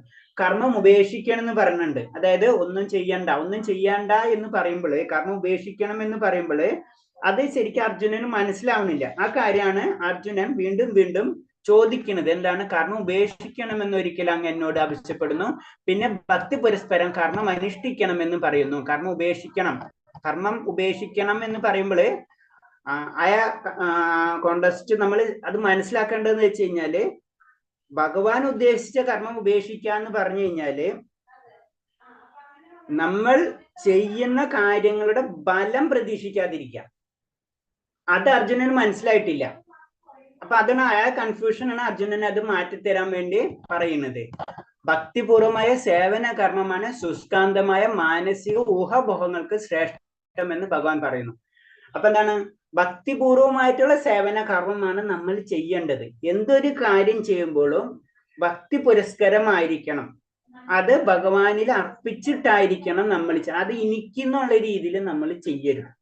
അതാണ് ഭഗവാൻ പറയുന്നത്. അത് പടത്തിൽ ഡീറ്റെയിൽ ആയിട്ട് പറയുന്നുണ്ട്. അത് ഭക്തി സേവനം മാനസിക ഊഹാപോഹങ്ങളെക്കാൾ എളുപ്പമാണ്. കാരണം ഭഗവാനെ കേന്ദ്രീകരിച്ച് ആ കാര്യങ്ങൾ നമ്മൾ ചെയ്യാം. അല്ലെങ്കിൽ ഞാൻ ഇങ്ങനെ ചെയ്ത് എന്താവും, ഇങ്ങനെ ചെയ്തില്ലെങ്കിൽ എന്താവില്ല, ഇതൊന്നും നമ്മൾ ചിന്തിക്കേണ്ട ആവശ്യമില്ല. ഭഗവാൻ എന്ത് പറഞ്ഞു അത് ചെയ്യാം. അതിന് ഭീമന്റെ കഥ ശരിക്കും വളരെ സിമ്പിൾ ആണ്. ഭീമൻ ദുര്യോധനന്റെ കാലിൽ അടിക്കാൻ പറഞ്ഞ് അടിച്ചു. ശരിക്കും അത് തെറ്റാണ്, നമുക്കറിയാം. ഗദായുദ്ധത്തിൽ തെറ്റാണ്. പക്ഷെ ഭഗവാൻ പറഞ്ഞു അടിച്ചു, അതിന്റെ അപ്പുറത്തേക്കില്ല. ഈ ഒരു സെറ്റായിരിക്കണം നമ്മൾ ഭക്തിയുദ്ധ സേവനത്തിലേക്ക് ചെയ്യേണ്ടത്. സ്വാഭാവികമായി തന്നെ അതീന്ദ്രിയമാകിയാൽ കാർമ്മിക പ്രതികരണങ്ങളിൽ നിന്ന് ഒരാളെ മോചിപ്പിക്കുന്നു. അപ്പൊ എന്താണ്? നമ്മളെ ഭക്തിയുദ്ധ സേവനം എന്ന് പറഞ്ഞാൽ ശരിക്കും അതീന്ദ്രിയമാണ്. നമ്മൾ ഇന്ദ്രിയങ്ങൾക്ക് അപ്പുറമുള്ള ഒരു ശക്തിയാണ് അത് എല്ലാ പാപകർമ്മങ്ങളെ കാർമ്മിക പ്രതികരണങ്ങളിൽ നിന്നും നമ്മളെ മോചിപ്പിക്കുന്നു എന്ന് പറയുന്നത്. സമസ്ത യജ്ഞങ്ങളും ജ്ഞാനത്തിലും എത്തിക്കുമെന്ന്, അത് സമസ്ത യജ്ഞകർമ്മങ്ങളും ജ്ഞാനത്തിലാണ് എത്തിക്കുമെന്ന് ഭഗവാൻ പറയുന്നു. അപ്പൊ ഏതൊരു യജ്ഞകർമ്മങ്ങളും ജ്ഞാനത്തിലേക്കുള്ള ചവിട്ടുപടികളാണ്. നമ്മൾ ചെയ്യുന്ന ഓരോ പ്രവൃത്തികളും ജ്ഞാനത്തിലേക്ക് കടന്ന് ജ്ഞാനത്തിലിരുന്ന് പിന്നെ ഏതിലേക്കാണ്? ഭക്തിയിലേക്ക് നമ്മൾ കടക്കാണ്. അതാണ് പറയുന്നത്. എത്ര വലിയ ജ്ഞാനിയാണെങ്കിൽ അനേകം ജന്മങ്ങള് ബഹുനാം ജന്മനാം മന്ദേ ജ്ഞാനവാൻ മാം പ്രബുദ്ധത എന്ന് പറഞ്ഞു. ജ്ഞാനിയാണെങ്കിൽ കൂടിയും അയാൾ അനേകായിരം ജന്മങ്ങൾക്ക് ശേഷമാണ് ഒരു ഭക്തനായി തീരുക എന്ന് പറയുന്നത്. അപ്പൊ ജ്ഞാനം വേണം നമുക്ക്. ജ്ഞാനം വേണ്ടെന്നല്ല പറഞ്ഞത്. പക്ഷെ എന്താണ്? ഊഹാപോഹങ്ങളിൽ കെട്ട് നമ്മളെ സമയം കളഞ്ഞുകൊണ്ടിരുന്നു കഴിഞ്ഞാൽ ചിലപ്പോൾ അനേകായിരം ജന്മങ്ങൾ നമുക്ക് എടുക്കേണ്ടി വരും. ഇതൊക്കെ പറഞ്ഞു വരും. നമ്മൾ ശ്രദ്ധിക്കണം. ഇതൊക്കെ പറയുമ്പോൾ ഇത് നമ്മളായിട്ട് നമ്മൾ കണക്ട് ചെയ്യേണ്ട ആവശ്യമില്ല. നമ്മളിപ്പോഴും ഹരേ കൃഷ്ണനാണ്. ചൈതന്യ മഹാപ്രഭു പറഞ്ഞത് പതിതമായ ആത്മാക്കളാണ് നമ്മൾക്ക് അതിന്റെ ലെവലിലും നമ്മൾ പറഞ്ഞില്ല. നമുക്ക് കർമ്മം ഏതാണെന്ന് അറിയില്ല, വികർമ്മം ഏതാണെന്ന് അറിയില്ല, അതുപോലെ തന്നെ അകർമ്മം ഏതാണെന്ന് അറിയില്ല. ഇതെല്ലാം കൂടെ മസാല പരുവാണ് നമ്മൾ. അപ്പൊ ഇതിൽ നിന്ന് നമ്മൾ ഉയരണമെങ്കിൽ അറ്റ്ലീസ്റ്റ് ഭഗവാന്റെ നാമജപം, ഇതൊക്കെ അതിന് മുകളിലേക്കുള്ള സെക്ഷനാണ്. നമ്മൾ ബഹുനാം ജന്മനാമന്ത അതൊന്നും നമ്മൾ ചിന്തിക്കേണ്ട തന്നെ ആവശ്യമില്ല ഇപ്പോഴത്തെ ലെവലിൽ. അതിന് പറഞ്ഞാൽ അറ്റ്ലീസ്റ്റ് നമ്മൾ നാമജപം നമ്മൾ തുടങ്ങിയിരിക്കണം. അപ്പൊ അർജുനൻ സംശയിക്കുന്ന കാര്യങ്ങൾ പറഞ്ഞു. സന്യാസം അല്ലെങ്കിൽ ജ്ഞാനയുക്ത പരിത്യാഗം സർവകർമ്മങ്ങൾ ഉപേക്ഷിച്ചു കൊണ്ടാണെന്ന് അർജുനൻ വിശ്വസിച്ചു. അർജുനൻ സന്യാസത്തിന് പോകാനുള്ള പ്ലാൻ ചെയ്യുന്നുണ്ടായിരുന്നില്ല. അപ്പൊ അർജുനൻ വിചാരിക്കുന്ന വെച്ച് കഴിഞ്ഞാൽ സന്യാസം എന്ന് പറഞ്ഞു കഴിഞ്ഞാൽ എല്ലാതും വേണ്ടാന്ന് വെക്കാന്നുള്ളതാണ്. പക്ഷെ അതല്ല. കർമ്മത്തെയും സന്യാസത്തെയും ഒരിക്കലും ഇണക്കിക്കൊണ്ട് പോകാനാകില്ലെന്ന് അദ്ദേഹത്തിന് തോന്നിയതിന് കാരണം പരിപൂർണ ജ്ഞാനത്തോടെ ചെയ്യുന്ന കർമ്മം പ്രതികരണങ്ങൾ ഉണ്ടാക്കില്ലെന്നും നൈഷ്മയ കർമ്മത്തിന് തുല്യമാണെന്നും അദ്ദേഹം ഗ്രഹിക്കാനിടയില്ല എന്നാണ് പറഞ്ഞത്. കാരണം സന്യാസം എന്ന് പറയുന്നത് വെറുതെ നമ്മൾ കണ്ണടച്ച് ഒന്നും ചെയ്യാതിരിക്കുന്നത് സന്യാസമല്ല. സന്യാസം എന്ന് പറഞ്ഞു കഴിഞ്ഞാൽ ശരിക്കും എന്താണ്? പരിപൂർണതയോടെ നമ്മള് നൈഷ്കർമ്മിക കർമ്മം, നൈഷ്കർമ്മിക എന്ന് പറഞ്ഞു കഴിഞ്ഞാൽ ഭഗവാനോട് മാത്രം ചെയ്യുന്ന കർമ്മത്തിലേക്ക് കടക്കുക. അതാണ് സന്യാസം. അതായത് അവിടെയും ഒരു പ്രവൃത്തി ചെയ്യണം. ആ പ്രവൃത്തി ചെയ്താലേ അതിനെ സന്യാസം. അതിന് 18-ാം അധ്യായത്തിലെ സന്യാസത്തിന്റെ പരിപൂർണത എന്ന് പറഞ്ഞത്.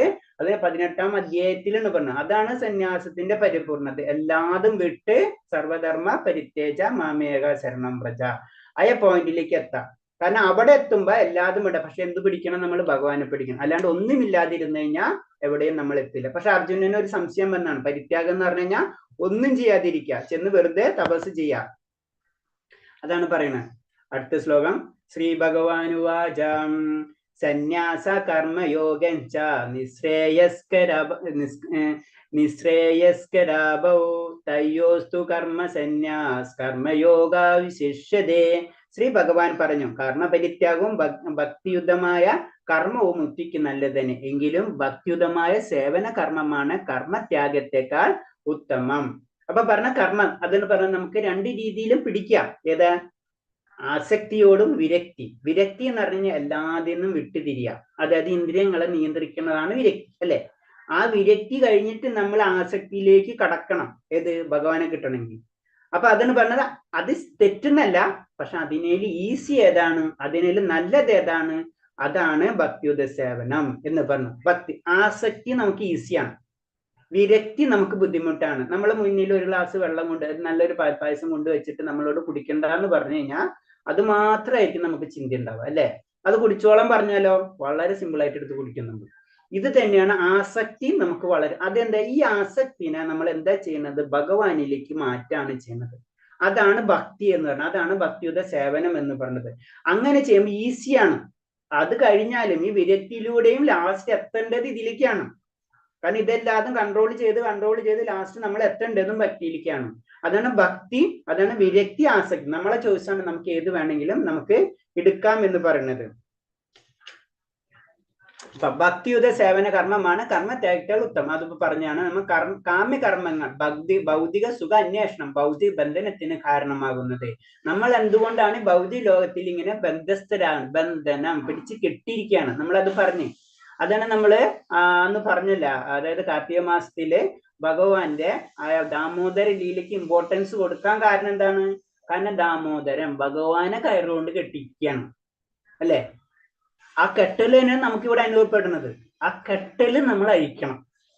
എന്നാലേ നമുക്ക് ഈ ഭൗതിക ലോകത്തിൽ നിന്ന് രക്ഷപ്പെടാൻ പറ്റുള്ളൂ. അതിനായ ഒരു മാസത്തിന് നമ്മൾ ഇമ്പോർട്ടൻസ് കൊടുക്കണം. ആ ലീലയ്ക്ക് ഇമ്പോർട്ടൻസ് കൊടുക്കുന്നതിന്റെ കാരണം ശരീരം സുഖങ്ങളുടെ നിലവാരം ഉയർത്താൻ ലക്ഷ്യമാക്കിയിട്ടുള്ള പ്രവർത്തനം മുഴുവനിരിക്കുന്ന കാലത്തോളം ഒരാൾക്ക് വിവിധ ഇനം ശരീരങ്ങൾ ജന്മമെടുക്കേണ്ടി വരും. നമ്മൾ എന്തുകൊണ്ടാണ് പല ജന്മങ്ങൾ എടുക്കണമെന്ന് പറഞ്ഞു വെച്ച് കഴിഞ്ഞാല് ഈ ജന്മത്തിൽ ഈ ശരീരം കൊണ്ട് ചില ലിമിറ്റേഷൻസ് ഉണ്ട്. അത് മുഴുവൻ ആവണമെന്നില്ല, നമുക്ക് എല്ലാം കിട്ടണമെന്നില്ല. അപ്പൊ ഒരു എക്സാമ്പിൾ, ചില വ്യക്തികൾക്ക് ഇപ്പൊ വളരെ പന്നികളെ രീതിയിൽ ജീവിക്കാൻ ആഗ്രഹമുള്ളവർക്കാണെങ്കിൽ എന്താണ്, ഈ മനുഷ്യ ശരീരം കൊണ്ട് പറ്റില്ല. അപ്പൊ എന്നാ അടുത്ത ജന്മത്തിൽ പന്നിയാവും. അതാണ് സിമ്പിൾ. അപ്പൊ പറഞ്ഞാൽ ഒരാൾക്ക് വിവിധ ഇനം ശരീരങ്ങളിൽ ജന്മം എടുക്കേണ്ടി വരും. ഈ മനുഷ്യ ശരീരത്തിന് ഒരു ലിമിറ്റേഷൻസ് ഉണ്ട്. ഓരോ മൃഗത്തിനും ഓരോ ലിമിറ്റേഷൻസ് ഉണ്ട്. എല്ലാതും 100% ഫുൾഫിൽ അല്ല. അപ്പൊ അവർക്ക് ഒരു മനുഷ്യന് ഇത് ചെയ്യാൻ ആഗ്രഹം ഉണ്ടെങ്കിൽ എന്ത് ചെയ്യാ? അടുത്ത ജന്മം കിട്ടാണ് ചെയ്യുന്നത്. വാസുദേവന്റെ ഭക്തിയുത സേവനത്തിൽ ഒരാൾ പ്രേമം വളർത്തിയെടുക്കണം. എന്നാൽ മാത്രമേ അയാൾക്ക് പ്രാപഞ്ചിക ബന്ധനങ്ങളിൽ നിന്ന് മുക്തനാകാൻ അവസരം ലഭിക്കുള്ളൂ.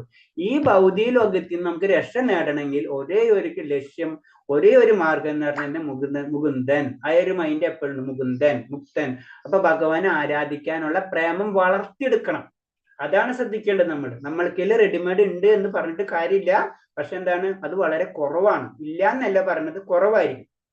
അത് നമ്മൾ ഡീറ്റെയിൽ ആയിട്ട് പഠിക്കും. കാരണം നമ്മളെ ശരീരത്തിന്റെ ആത്മാവിനെ ചുറ്റിപ്പറ്റിയിരിക്കുന്ന മാലിന്യങ്ങൾ പലവർക്കും പല രീതിയിലായിരിക്കും എന്നാ പറയുന്നത്. അപ്പൊ അത് പിന്നെ ഡീറ്റെയിൽ ആയിട്ട് വരും. കൃഷ്ണബോധത്തിലുള്ള പ്രവർത്തനം കാമ്യകർമ്മങ്ങളുടെ ഫലങ്ങളിൽ നിന്ന് രക്ഷപ്പെടാൻ ഒരാളെ സഹായിക്കുന്നു. അപ്പൊ ഈ കർമ്മങ്ങൾ നമ്മൾ അറിഞ്ഞും അറിയാണ്ടൊക്കെ പല കാര്യങ്ങളും നമ്മൾ ചെയ്തുകൊണ്ടിരിക്കും. ഇതിൽ നിന്നൊക്കെ രക്ഷ നേടണമെങ്കിൽ എന്താണ്? കൃഷ്ണബോധം നമുക്ക് വേണം. കൃഷ്ണബോധമില്ലാത്ത ത്യാഗം അപൂർണമാണ്. അപ്പൊ ഈ വെറുതെ നമ്മൾ ത്യാഗം ചെയ്തുകൊണ്ട് വെറുതെ ചെന്ന് സന്യാസം എന്ന് നമ്മൾ ചിന്തിക്കുന്ന സന്യാസത്തിലേക്ക് നമ്മൾ പോകരുത് എന്നാ പറയുന്നത്. അടുത്ത ശ്ലോകം. ശ്രീ ഭഗവാനുവാച സന്യാസ കർമ്മയോഗശ്ച നിശ്രേയസ്കരാഭൗ. അതല്ലേ വായിച്ചു നമ്മൾ? സോറി, അതാ പറഞ്ഞു. 3 ശ്ലോകം. 3 ശരിയാ. ശ്ലോകം 3. മൂന്ന് രണ്ടാമത്തെ ഓക്കെ. ഇതിൽ തന്നെ ഒന്നും കൂടെ ഒരു റിപ്പീറ്റേഷൻസ് ഉണ്ട്, കുറച്ചും കൂടെ 2-3 പോയിന്റ്സ് കൂടെ പറയാനുണ്ട്. അതായത് നമ്മൾ ജനറൽ ആയിട്ട് സന്യാസിമാരെ ജനറൽ ആയിട്ട് ഇതൊക്കെ നമ്മൾ അറിഞ്ഞാൽ മതി. ഇപ്പൊ നമ്മൾ അതിൽ ഡീറ്റെയിൽ ആയിട്ട് പോയി കഴിഞ്ഞാല് ഇത് പറയില്ലേ, ഇപ്പൊ IAS-ഉം IPS-ഉം തമ്മിലുള്ള ഡിഫറൻസ് ചോദിക്കണ പോലെയാണ്. അതേപോലെ തന്നെയാണ് ഇപ്പൊ ഇതിൽ മായാവാദി സന്യാസികളും ഭഗവത് സേവന വൈഷ്ണവ സന്യാസികളുണ്ട്, മായാവാദി സന്യാസികളുണ്ട് ജനറൽ ആയിട്ട് പറയുമ്പോ. അപ്പൊ അതിന്റെ ഡിഫറൻസ് ആണ് പറയുന്നത്. കാരണം മായാവാദ സന്യാസികൾ എന്ന് പറയുമ്പോൾ നിർദ്ദിഷ്ട ചുമതലകൾ മുൻകൂർ ശുദ്ധീകരണം ആവശ്യമാണ്. കാരണം ആ സന്യാസ പരമ്പരയിലേക്ക് നമ്മൾ കടക്കുന്നതിന് മുന്നേ അവര് പറഞ്ഞിട്ടുള്ള ചില ശുദ്ധീകരണ പ്രക്രിയകൾ നമ്മൾ ചേരണം. ഇപ്പൊ നമ്മളെ പോലുള്ള ഗൃഹസ്ഥര് ചെന്നിട്ട് ഞാൻ മായാവാദി സന്യാസ പരമ്പരയിൽ ചേരണം എന്ന് പറഞ്ഞാൽ അവർ കയറ്റൂല, സിമ്പിൾ ആയിട്ട് പറഞ്ഞില്ല. കാരണം നമ്മൾ ഇവിടെ ചെന്ന് അവിടെ പോയി കഴിഞ്ഞാൽ നമ്മളെ വീട്ടിലത്തെ കാര്യമായിരിക്കും നമുക്ക് ഓർമ്മയുണ്ടാവുക. അപ്പൊ അങ്ങനത്തെ അവർ എടുക്കില്ല. കാരണം അവർക്ക് ഇവിടെ വിടുന്നതെന്ന് വെച്ച് കഴിഞ്ഞാൽ അത് ഇവിടെ സെറ്റ് ആവില്ല. അപ്പൊ അവര് ചില ശുദ്ധീകരണ പ്രക്രിയകൾ ആവശ്യമാണ്. പിന്നെ പക്ഷെ എന്താണ്, വൈഷ്ണവ സന്യാസികളെ സംബന്ധിച്ച് അവർ ആരെയും അക്സെപ്റ്റ് ചെയ്യും. പ്രക്രിയ തന്നെ ശുദ്ധീകരണമാണ്. നമ്മൾ ചില മാർഗങ്ങൾ പറഞ്ഞുകൊണ്ടിരിക്കും, അത് ചെയ്തുകൊണ്ടിരിക്കുമ്പോൾ വൈഷ്ണവ സന്യാസികൾ പറയുന്ന രീതിയിൽ ചെയ്തുകൊണ്ടിരിക്കുമ്പോൾ തന്നെ നമ്മൾ ശുദ്ധീകരിക്കുകയാണ് ചെയ്യുന്നത്. അതാണ് ശ്രീവിദ്യ ഉപാസന എന്ന് പറയുന്നത്. മായാവാദി ശ്രീവിദ്യ ഉപാസന എന്ന് പറയുന്നതാണോ? അല്ല, ശ്രീവിദ്യ ഉപാസന അത് ഉപാസനകളിൽ വരുന്നതാണ്. അത് ശ്രീവിദ്യ ഉപാസന, അത് ഉപാസനകൾ പല രീതിയിലുണ്ടല്ലോ, അതിലൊരു ഉപാസനയാണ് ശ്രീവിദ്യ ഉപാസന. മനസ്സിലായി? നമ്മളിപ്പോ വൈഷ്ണവ ഇപ്പൊ നമ്മള് എന്താ പറയാ ഈ ഉപാസന നമ്മളെ രീതിയിൽ ചെയ്യുന്ന ഉപാസന പേര് വിട്ട് മായാവാദി ഉപാസന എന്ന് പറയുന്നത് ശ്രീവിദ്യ ഉപാസന അല്ലേ? അല്ല അത് നമുക്ക് പല പരമ്പരകളുണ്ട്, പല രീതിയിൽ. നമ്മൾ ആദ്യമേ തന്നെ ഫസ്റ്റ് ക്ലാസ്സിൽ പറഞ്ഞില്ലേ, പല ശാസ്ത്രങ്ങൾ എന്താ പറയാ, യജുർവേദത്തിൽ തന്നെ അനേക ശാഖകളുണ്ട്, അഥർവേദത്തിൽ തന്നെ അനേകം ശാഖകളുണ്ട്, ശാഖയുടെ ഉള്ളിൽ ശാഖകളുണ്ട്, പരമ്പരകൾ അനവധി ഉണ്ട്. ഇപ്പൊ നമ്മൾ പറഞ്ഞില്ലേ, ഇപ്പൊ നമ്മൾ പറഞ്ഞപ്പോ ത്രിഗുണങ്ങൾ എന്ന് പറഞ്ഞു വന്നപ്പോ തന്നെ ഈ ത്രിഗുണങ്ങൾ തന്നെ താമസ്യ ഗുണം, അതേപോലെ തന്നെ രാജസ്യം, സാത്വികം എന്ന് പറയുന്നത്. അപ്പൊ നമ്മളെ ശാക്തി എന്ന് പറയുമ്പോൾ അത് തമോ അല്ലെങ്കിൽ രജോ ഗുണമായിട്ട് ബന്ധപ്പെട്ട് വരുന്നതാണ്. ചില ക്ഷേത്രങ്ങൾ ഭദ്രകാളി ഉപാസനകളൊക്കെ നമുക്ക് കേട്ടിട്ടില്ലേ? അപ്പൊ അത് ആ ലെവലിൽ വരുന്ന ഉപാസനകളാണ്. അപ്പൊ എന്താണ്, ആ ലെവലിലുള്ള വ്യക്തികൾക്ക് വേണ്ടിയിട്ടുള്ളതാണിത്. അവര് പതുക്കെ അതൊക്കെ വരുന്നുണ്ട്. ശ്രദ്ധാ വിഭാഗങ്ങൾ എന്ന് പറഞ്ഞുള്ള ഭഗവതിയിലെ ചാപ്റ്ററിൽ ഡീറ്റെയിൽ ആയിട്ട് പഠിക്കുന്നുണ്ട്. ശ്രദ്ധാ വിഭാഗങ്ങൾ നമ്മുടെ വിശ്വാസങ്ങളെ പറ്റി പറയുന്നതാണ് ആ അധ്യായം എന്ന് പറഞ്ഞത്. അതില് കുറച്ചുകൂടി ഡീറ്റെയിൽ ആയിട്ട് പറഞ്ഞിട്ടുണ്ട്. അപ്പൊ അത് ഓരോരുത്തർക്കും ഒരേ രീതിയിൽ നമുക്ക് സെറ്റ് ആവണം. എല്ലാവർക്കും അത് ഇഷ്ടപ്പെടുന്നില്ല. ചിലർക്ക് സാത്വികമായിട്ടുള്ളതായിരിക്കും ഇഷ്ടപ്പെടുക, സാത്വികമായിട്ടുള്ള പൂജക്രമങ്ങളായിരിക്കും ചിലർക്ക് ഇഷ്ടപ്പെടാം. ചിലർക്ക് രാജസികമായിട്ടുള്ള പൂജാക്രമങ്ങളായിരിക്കും ഇഷ്ടപ്പെടാം. ചിലർക്ക് താമസികമായിട്ടുള്ള ആയിരിക്കും ഇഷ്ടപ്പെടാം. അതാണ് പറഞ്ഞത്. നമ്മളിത് ഒരു ജന്മം കൊണ്ടല്ല നമുക്ക് ആ ക്യാരക്ടർ കിട്ടണമെന്ന് പറയുന്നത്. പല ജന്മം കൊണ്ടായിരിക്കും നമുക്ക് സാത്വികമായിട്ടുള്ള കാര്യങ്ങൾ ഇഷ്ടപ്പെടാം. ഇപ്പൊ ചിലവർക്ക് നമ്മുടെ കുടുംബത്തിൽ തന്നെ ചിലർക്ക് ചില ഭക്ഷണം ഇഷ്ടപ്പെടില്ല, ചിലർക്ക് ചില ഭക്ഷണം ഇഷ്ടപ്പെടും. എന്തുകൊണ്ട് അത് സംഭവിക്കുന്നത്? അപ്പൊ ഇതിനൊക്കെ ബന്ധമുണ്ട്. അപ്പൊ അത് വേറെ, അത് ഉപാസന, അതിലൊരു ഉപാസന എന്ന് കൂട്ടിയാൽ മതി. പല ഉപാസനകളും. ഇപ്പൊ നമ്മളെ രീതിയിൽ ഉപാസന എന്ന് പറയുമ്പോൾ സിമ്പിൾ പറയുമ്പോൾ എന്താണ്, നമ്മള് സിമ്പിൾ ആയിട്ട് പറഞ്ഞ നാമം ജപിക്കണം. അതൊരു ഉപാസനയാണ്. അത് ഫസ്റ്റ് നമ്മൾ ചെയ്യേണ്ട കാര്യമാണ്. അതാണ് പറയുന്നത്. ഹരേ കൃഷ്ണ പ്രഭുജി. മായാവാദി സന്യാസികളുടെ ശ്ലോകം 6-ലല്ലേ വരുന്നത്? 6-ലാണോ? ഇതില് സ്ലൈഡിൽ നേരത്തെ ഇട്ടുന്നുണ്ട് അല്ലെ? ഒരു ഇല്ല 3-ന്റെ 2-ന്റെ ഇടയിലാണ് ഇട്ടത്. ഓക്കെ, ഞാനത് കുഴപ്പമില്ല, നമുക്ക് ഒന്ന് പറഞ്ഞു പോവാം. അത് കഴിഞ്ഞിട്ട് 6-ലെ റിപ്പീറ്റ് ചെയ്യേണ്ട ആവശ്യമില്ലല്ലോ. അല്ലെങ്കിൽ ഞാൻ പിന്നെ സ്ലൈഡ് മുകളിലേക്ക് മാറ്റേണ്ടി വരും. ഇത് ജസ്റ്റ് ഒരു കമ്പാരിസൺ മാത്രമേ ഉള്ളൂ. മായാവാദ സന്യാസികളും വൈഷ്ണവ സന്യാസികളും തമ്മിലുള്ള ഡിഫറൻസ് ഒന്ന് പറഞ്ഞു തരുന്നത് മാത്രമേ ഉള്ളൂ. അപ്പൊ ഇത്രയും നമ്മൾ കുറെ പോയിന്റ്സുകളിലേക്ക് കടക്കണില്ല. ബേസിക് ആയിട്ട് 2-3 പോയിന്റ്സ് ഞാൻ ഇതിൽ പറയാം. ഒന്നാമത്തെ എന്ന് പറഞ്ഞു കഴിഞ്ഞാല് ശുദ്ധീകരണം മസ്റ്റാണ്. ഏതില്? അവിടെ കിടക്കുമ്പോൾ മായാവാദി. ഇവിടെ ശുദ്ധീകരണത്തിന്റെ ആവശ്യമില്ല, കയറിയതിനു ശേഷം ശുദ്ധീകരണത്തിന്റെ ആവശ്യമുള്ളൂ. പിന്നെ അടുത്തത് എന്താണ്? കേവല ജ്ഞാനം വിമോചനത്തിന്റെ കേവല ജ്ഞാനം വിമോചനത്തിന് അപര്യാപ്തം. ജ്ഞാനാണ് അവർക്ക് ഇമ്പോർട്ടൻസ് കൊടുക്കുന്നത്, അറിവിനാണ് അവർ ഇമ്പോർട്ടൻസ് കൊടുക്കുന്നത്. അങ്ങനെ അറിവ് മാത്രം ഉണ്ടായിക്കഴിഞ്ഞാൽ നമുക്ക് മുന്നിലേക്ക് പോകാൻ പറ്റില്ല. ഇവിടെ പ്രവൃത്തിയാണ്. അവിടെ പ്രവർത്തിനേലും ഇമ്പോർട്ടൻസ് ജ്ഞാനത്തിനാണ് കൂടുതൽ. പിന്നെ അവിടെ തന്നെ താഴെ വീഴാനുള്ള സാധ്യതയുണ്ട്. കാരണം നമുക്കൊരു റിസൾട്ട് ഇല്ല, നമ്മൾ ഒന്നും അറിയാതെ ഒരു കാര്യത്തിന് അന്വേഷിച്ചുകൊണ്ടിരിക്കുകയാണ്. അപ്പൊ താഴ്ത്തു വീഴാനുള്ള സാധ്യതയുണ്ട്. അതേപോലെ തന്നെ ഇതിലെന്താണ്, ഇവർക്ക് നമുക്കൊരു ഭഗവാൻ ഉണ്ട്, ഭഗവാന്റെ രൂപമുണ്ട്, ഭഗവാനെ ആരാധിക്കുന്നുണ്ട്, അത് നമ്മൾ ഉള്ളിലുള്ള കാര്യങ്ങളാണ്, അത് നമുക്ക് കുറച്ച് ഈസിയാണ്. അപ്പൊ അവിടെ വിജയിക്കാനുള്ള സാധ്യത കുറയുണ്ട്. പിന്നെ കുറെ പോയിന്റ്സ് ഉണ്ട്, അതിൽ 2-3 പോയിന്റ് പറയാം. പിന്നെ അവര് ചെയ്യുമ്പോൾ വിരക്തിയാണ് അവിടെ ചെയ്യുന്നത്, അപ്പൊ അവർക്ക് സന്തോഷം കിട്ടില്ല. ഇവിടെ ആണെങ്കിലോ സന്തോഷം കിട്ടും. നമ്മ ഭഗവാന് പല കാര്യങ്ങളും ചെയ്തു കൊടുക്കണം അല്ലെ, ഭഗവാന് മാലിട്ട് കൊടുക്കണം, ഭഗവാന് പൂജ ചെയ്യണം. അപ്പൊ നമ്മൾ ഉള്ളിന്റെ ഉള്ളിൽ നമ്മൾ സന്തോഷിച്ചുകൊണ്ടിരിക്കുന്നു, അവർക്ക് അത് കിട്ടില്ല എന്ന് പറയുന്നത്. പിന്നെ ഹരേ കൃഷ്ണ. ഈ മായാവതി ദേവിയാണോ പറയണത്? മായാവാദി ദേവിയല്ല, അല്ലല്ല, അത് കൺഫ്യൂസ് ആകരുത്. മായാവാദി എന്ന് പറഞ്ഞാൽ ദേവിയായിട്ട് ഒരു ബന്ധമില്ല. അതെന്ന് പറഞ്ഞ മായ എന്ന് പറയുമ്പോള് വേറെ ഒരു രീതി പറഞ്ഞു കഴിഞ്ഞാല് അവ്യക്തിഗത, അതായത് ഭഗവാന് രൂപമില്ല എന്ന് വിശ്വസിക്കുന്നവര്. രണ്ട് സെക്ഷൻ, ഒന്ന് രൂപമുള്ളത്, ഒന്ന് രൂപമില്ലാത്ത. മായാവാദി എന്ന് പറയുമ്പോ ഭഗവാന് രൂപമില്ല, നമ്മൾ ഒരു പ്രാവശ്യം പറഞ്ഞില്ലേ, രൂപമില്ലാത്ത ഒരു വിശ്വാസത്തെ അവര് ചെക്ക് ചെയ്തിട്ട് അതിലേക്ക് പോണ രീതി, അതിന് മായാവാദികൾ. അല്ലാതെ മായ ഒന്നുമില്ല എന്നുള്ള ഒരു അവസ്ഥയുണ്ടല്ലോ, മായാണെന്നുള്ള പറയൂല നമ്മൾ, അതാണ്. ദേവിയായിട്ട് ഒരു കണക്ഷൻ ഇല്ലല്ലോ. ദേവിയൊക്കെ പിന്നെ വേറെ പരമ്പരയിൽ പല സെക്ഷനിലൊക്കെ വരുന്നതാണ്. ഇത് ജനറൽ ആയിട്ടുള്ള ഭഗവാനെ തെറ്റി മാത്രമാണ് നമ്മൾ ഇതിൽ ഡിസ്കസ് ചെയ്യുന്നത്. ഭഗവാനെ തന്നെ 2 രീതിയിൽ കാണുന്ന ഗ്രൂപ്പുകൾ. ഒന്ന് ഭഗവാന് രൂപമില്ല എന്നും, ഒരെണ്ണത്തിന് ഭഗവാന് രൂപമുണ്ടെന്നും. ഇപ്പൊ ശങ്കരാചാര്യര് മായാവാദി അല്ല, പക്ഷെ ശങ്കരാചാര്യ പരമ്പരയിൽ പല ശിഷ്യന്മാര് പല രീതിയിലും തിരിഞ്ഞു പോയിട്ടുണ്ട്. അതിൽ തന്നെ ശങ്കരാചാര്യയിലെ ശിഷ്യന്മാരിൽ തന്നെ നമ്മൾ പറയുമ്പോൾ ഏകദേശം 10 ശിഷ്യന്മാരാണ് ഇമ്പോർട്ടൻസ് എന്നാണ് പറയുന്നത്. നമ്മൾ കേട്ടിട്ടുണ്ടാവും, നമ്മൾ ഭാരതി, പുരി എന്നൊക്കെ കേട്ടിട്ടുണ്ടാവില്ലേ? കേട്ടിട്ടില്ലേ? അത് സന്യാസി പരമ്പരയാണ്. അതായത് സാരസ്വതി, ഭാരതി, പുരി, പിന്നെ അതിന് തീർത്ഥ, ആശ്രമ എന്നൊക്കെ സന്യാസിമാരുടെ പേരിൽ കൂടെ നമ്മൾ ശ്രദ്ധിച്ചിട്ടുണ്ടാവും. അതുകൊണ്ട് ഇന്ന പുരി സ്വാമി, ഇന്ന സാരസ്വതി സ്വാമി, ഇന്ന തീർത്ഥ സ്വാമി, ഇന്ന അങ്ങനെയൊക്കെ പറഞ്ഞു കേട്ടിട്ടുണ്ട്. ഇതൊക്കെ ശങ്കരാചാര്യരോട് കണക്ട് ചെയ്തിട്ടുള്ള പരമ്പരയിൽ നിന്ന് വരുന്നവരാണ്. അപ്പൊ അതൊക്കെ മായാവാദി സന്യാസിമാര് ഗ്രൂപ്പിൽ വരുന്നതാണ്. അതുപോലെ തന്നെ വൈഷ്ണവ സന്യാസിമാർ, ഇതും രാമാനുജാര്യര്, ഇപ്പൊ നമ്മളെ വൈഷ്ണവാചാര്യന്മാര്, രാമാനുജാര്യര്, പിന്നെ അതേപോലെ തന്നെ യമുനാചാര്യര്, ഇതൊക്കെ വൈഷ്ണവ സന്യാസിമാര് പരമ്പരയിൽ വരുന്നതാണ്. അങ്ങനെ ജനറൽ ആയിട്ട് ഡിവൈഡ് ചെയ്തിരിക്കുന്നു മാത്രമേ ഉള്ളൂ. അപ്പൊ അവർ രണ്ടുപേരും ബെനിഫിറ്റ്സ് ഒന്ന് കമ്പയർ ചെയ്യണമെന്ന് മാത്രമേ ഉള്ളൂ. അവർക്ക് അങ്ങനത്തെ ഉള്ള, അവർക്ക് ഏറ്റവും കൂടുതൽ വേണ്ടതെന്ന് വെച്ച് കഴിഞ്ഞാൽ രൂപമില്ലല്ലോ, അപ്പൊ അതിനോടൊരു ബേസ് ചെയ്തിട്ടുള്ളതാണ് കാര്യങ്ങളാണ് അവർ ഡീറ്റെയിൽ ആയിട്ട് പഠിക്കുന്നത്. ഇവിടെ എന്ന് പറഞ്ഞു കഴിഞ്ഞാൽ രൂപമുണ്ട്, ആ രൂപത്തിന്റെ ബേസ് ചെയ്തിട്ടാണ് പറഞ്ഞത്. ഇത് ഞാൻ പറഞ്ഞത് IAS ഉം IPS ഉം പോലെ അത്രയും നമ്മൾ ഡീപ്പിലേക്ക് പോണ്ട, കാരണം ഇങ്ങനെയൊക്കെ ഉണ്ട് എന്ന് നമ്മൾ മനസ്സിലാക്കിയിരിക്കാം. ക്ലിയർ ആയില്ലേ? അപ്പൊ അതിലല്ല, ഇതില് സംഖ്യ, ഇതിൽ പറഞ്ഞ സംഖ്യ തത്വശാസ്ത്രം പഠിപ്പിക്കുകയാണ് മായാവാദ്യ സന്യാസികൾ ചെയ്യുന്നത്. കാരണം ഓരോന്നും ഡീറ്റെയിൽ ആയിട്ട് ഓരോ പോയിന്റ്സുകളും അവര് വിശ്വസിക്കൂല, ഒന്നിനും ഓരോ പോയിന്റ് എടുക്കുക, അതിന് ഡീറ്റെയിൽ ആയിട്ട് പഠിക്കും. ഇപ്പൊ നമ്മൾ ആത്മാവ് എന്താണെന്ന് പഠിച്ച് അതിന്റെ തിയറികൾ ഉണ്ടാക്കും. ഇവിടെ എന്ന് പറഞ്ഞു കഴിഞ്ഞാൽ എന്താണ്, ഭാഗവതം ഫൈനലാണ്, ഭഗവാൻ പറഞ്ഞിട്ടുള്ള കാര്യമാണ് നമ്മൾ ആ വിശ്വസിക്കുന്നതില്. നമ്മുടെ സാഖ്യയോഗത്തില് അങ്ങനെ ഇല്ലേ? സാഖ്യയോഗം എന്ന് പറഞ്ഞതാണ്. സാഖ്യയോഗം തന്നെയാണ് ശരിക്കും മായാവാദി സന്യാസികൾ ഫോളോ ചെയ്യുന്നത്. മനസ്സിലായി? സാഖ്യയോഗത്തിൽ ലാസ്റ്റ് ഭഗവാൻ അപ്പോഴും കണക്ട് ചെയ്യണില്ല. സാഖ്യയോഗം എന്ന് പറഞ്ഞ പഠിത്തണം അല്ലെ, നമ്മളെ 24 മൂലകങ്ങൾ നമ്മളെ ശരീരത്തെ അല്ലെങ്കിൽ പ്രപഞ്ചത്തെ മുഴുവൻ ഒന്നിച്ചെടുത്തിട്ട് 24 കഷ്ണങ്ങളായിട്ട് തിരിച്ചിട്ട് അതിന്റെ ഓരോ സെഷൻസ് പഠിച്ച് പോവുകയാണ് ചെയ്യുന്നത്. അതിന്റെ തത്വശാസ്ത്രമാണ് അത് പഠിക്കുന്നത് അവര്.